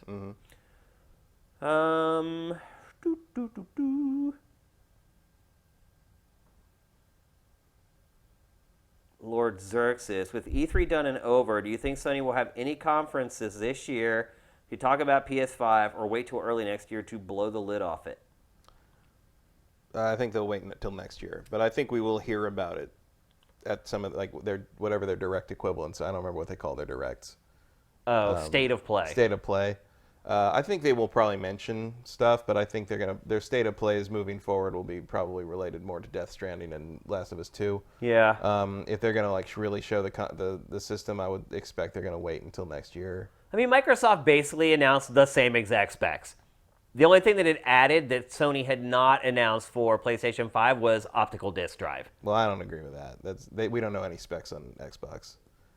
What do you mean? We don't know specs. We don't know how much RAM. We don't know the speed of the CPU. We don't know the speed of the GPU. We don't know any of that stuff. So we don't know specs. We know. Well, they said it's 5 times more powerful, and if you just do the math, it works out to basically the same power. But you can do that math 5 different ways. Like it does. It depends what it's doing. Depends what it's processing. I mean, what? Like yeah, but we know when they say that in public, they're talking about teraflops. We all know that. We know detailed. It's just like the Stadia. When it says it's X num, they just multiply the teraflops. Whether that's the right way to do it or not, that's up for debate, but that's what they're talking about. It still doesn't give us anything compared to what Cerny talked about, which was in detail. They gave us more information, but he's basically telling you how many teraflops the system's going to be, and it's basically almost exactly what PlayStation but there's more to whether they're going to be equal to that than that. We don't know anything about what. You're getting too caught up in semantics. It's not a semantic when it comes to how something's going to perform one way or the other, because you looked at the kind of the vague specs in that regard about the previous two systems, you'd also think they were mostly equivalent, but the Xbox One definitely was not.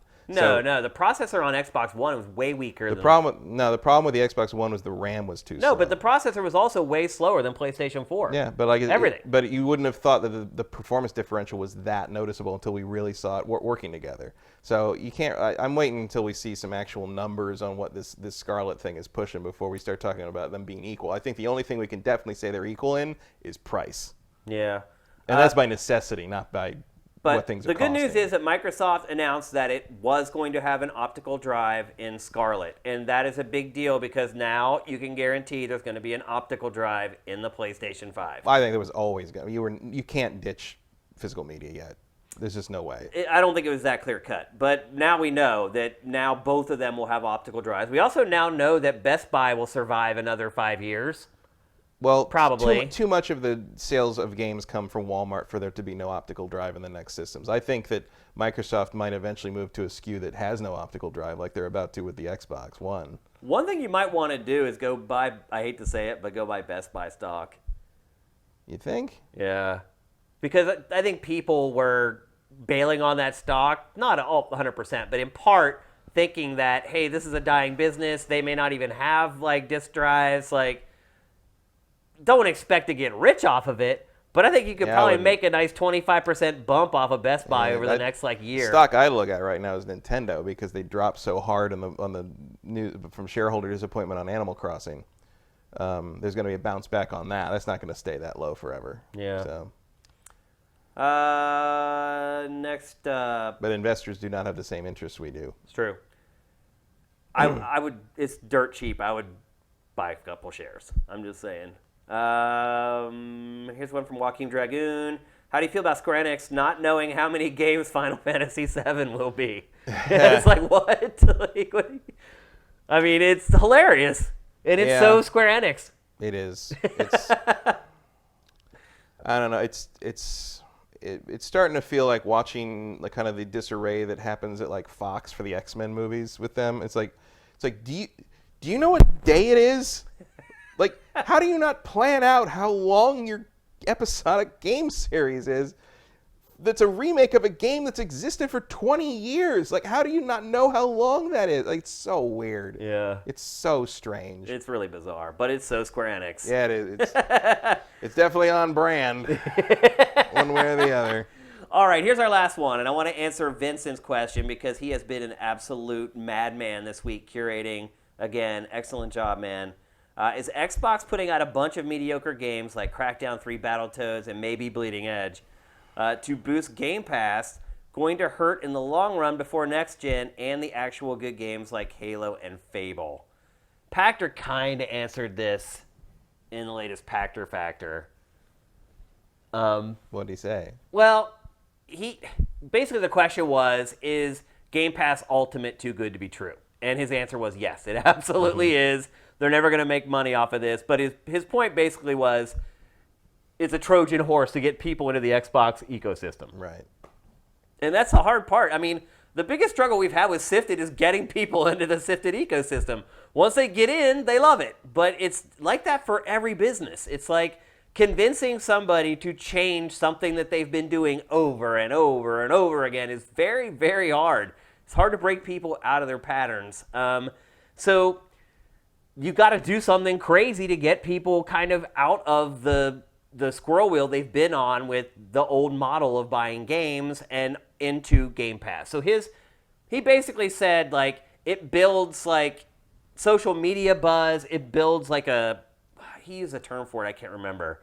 But it's basically just building up momentum for it so that other people look at it and they're like, it's viable. And then he believes that as more money starts coming in, the offerings will get better, and it's kind of like a snowball rolling downhill until Game Pass just becomes like the default way to play video games. He just basically thinks they're playing the long, long game. Which Microsoft has theoretically always been doing with a slight stopover in set-top box territory. Yeah. But which is also the long game. It was just the wrong game. Right.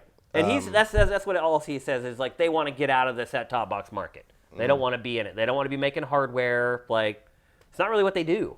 If you think about it, like, Microsoft is a software company and a services company. Yeah, which makes the Xbox One OS even more inexplicable. Right. Yeah, it is. I gotta say, of all the next-gen reveals that we assume we'll see next E3, the thing I'm most curious about is what that OS looks like on the Xbox. Me too, man.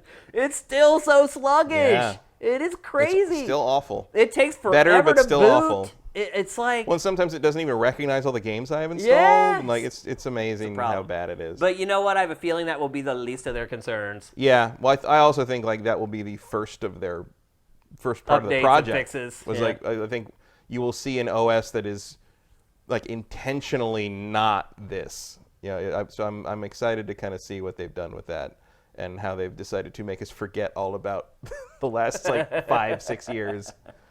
Yep. All right, so that's it for SIFTD's Best of E3 2019 awards. Thanks to everybody on the stream, as always, for asking great questions. Someone just gave us money for Twitch Prime. EOTL Gaming, thank you very much for subscribing with Twitch Prime. Appreciate it. As I said, the T-shirt sale at the end of day Sunday. Most people are going to be watching this on Sunday because you guys were out doing fun stuff on Saturday. Again, the T-shirt sale, the flash sale, ends Sunday night at midnight Pacific, 3 a.m. Eastern, so get the shirts if you can. I will be on twit.tv tomorrow. Make sure you follow me on Twitter to get an alert. And please come and watch, and please comment, because it can make a difference for us if I could get on a show like that even semi-regularly to reach a new audience and get people to come and check us out. So it's been a great ride, Matt. Great E3, brother. Another one in the books. Thanks to all you guys. Without you guys, we would just be sitting here talking about games by ourselves, which we might be doing anyway, even if because we just love it so much. I know a lot of people are down on E3 probably this wouldn't year. be just facing the wall. Yeah, we'd probably be sitting over at your table or drinking a beer or whatever. But Playing a game. Yeah. What a crazy ride this E3 was. I can't even really put it into words. But thanks for being along for the ride. It's been a great week. We do have one last thing maybe that we should announce before we go, though. We do have a little bit of bad news. Actually, it's a lot of bad news. And that is that Sam is leaving, our TriCaster TD. Sam is moving back to Boston to be with the rest of the massholes again. He's leaving Los Angeles to go back to Boston. This probably is the last show that he is going to be our TriCaster TD. There's a chance we could slide something maybe in early next week, but I'm so dog tired. Like, I don't even want to think about doing a show in like 2 days. So chances are this is probably the last time that Sam is going to be with us. Sam, actually, take the headphones off, just leave the camera up, and come over here and sit down. I don't have a mic. It doesn't matter. You'll be able to hear you on our mics. So I just want to say, Sam, you completely changed Game Face. Before you started running the TriCaster for us, it was a parade of people who kind of could do it, really couldn't, never knew games, and most importantly, never cared enough to get to know games. And you absolutely did, man. Like, when you came in here, you maybe could talk about 1 or 2 games, and now, like, you're just one of us. You really are, man. You're a sifter now. You went and bought yourself a console, and, like, you've gotten so much better at running the TD. I hope that everything you've learned working on Sifted with us can be parlayed into a great career out in Boston. And we're going to really miss you, man, but good luck. Thanks, You've been Jamie. great. Thanks, guys. If you can't tell, it really sucks. I'm really bummed. We have feelers out now to try to find a new TriCaster TD. If any of you live in LA and you can run a TriCaster, hit me up. But yeah, so Game Face might be a little wonky for a little while until we can find somebody else. But we just want to wish Sam the best of luck and thank him for working with us. This whole time he's had another job, and he's just done this because he liked it, I think. I think you really have, though. It's kind of something that you like to do and that you weren't doing at your job. So just much love to Sam. Everyone, wish him happy trails and safe travels back to Boston, and the best of luck once he gets back there to find a great job and everything. And you will. You're great. And if you ever need a recommendation, there's a couple thousand sifters that are ready to write you one. So thank you, Sam. Love you, brother. We're going to miss you, like, big time. Cool. All right. So that's it, Well, I folks. got to get back, Get over back to to your He's got to get back back. in the seat. So please bear with us for a little bit after this. It might be tough. Like, Matt and I might have to, like, pre-record episodes and produce them in post for a while until we find somebody else. We're going to do our best to try to mitigate the loss of Sam as best we can, but it's not going to be easy. So we're going to really, really miss him, not just from a work perspective, but from a personal perspective too, because he's just a really, really good guy. So much love, Sifters. Thanks for your support over E3. It really means a lot. Hope you guys have a great rest of your weekend. We'll see you next time.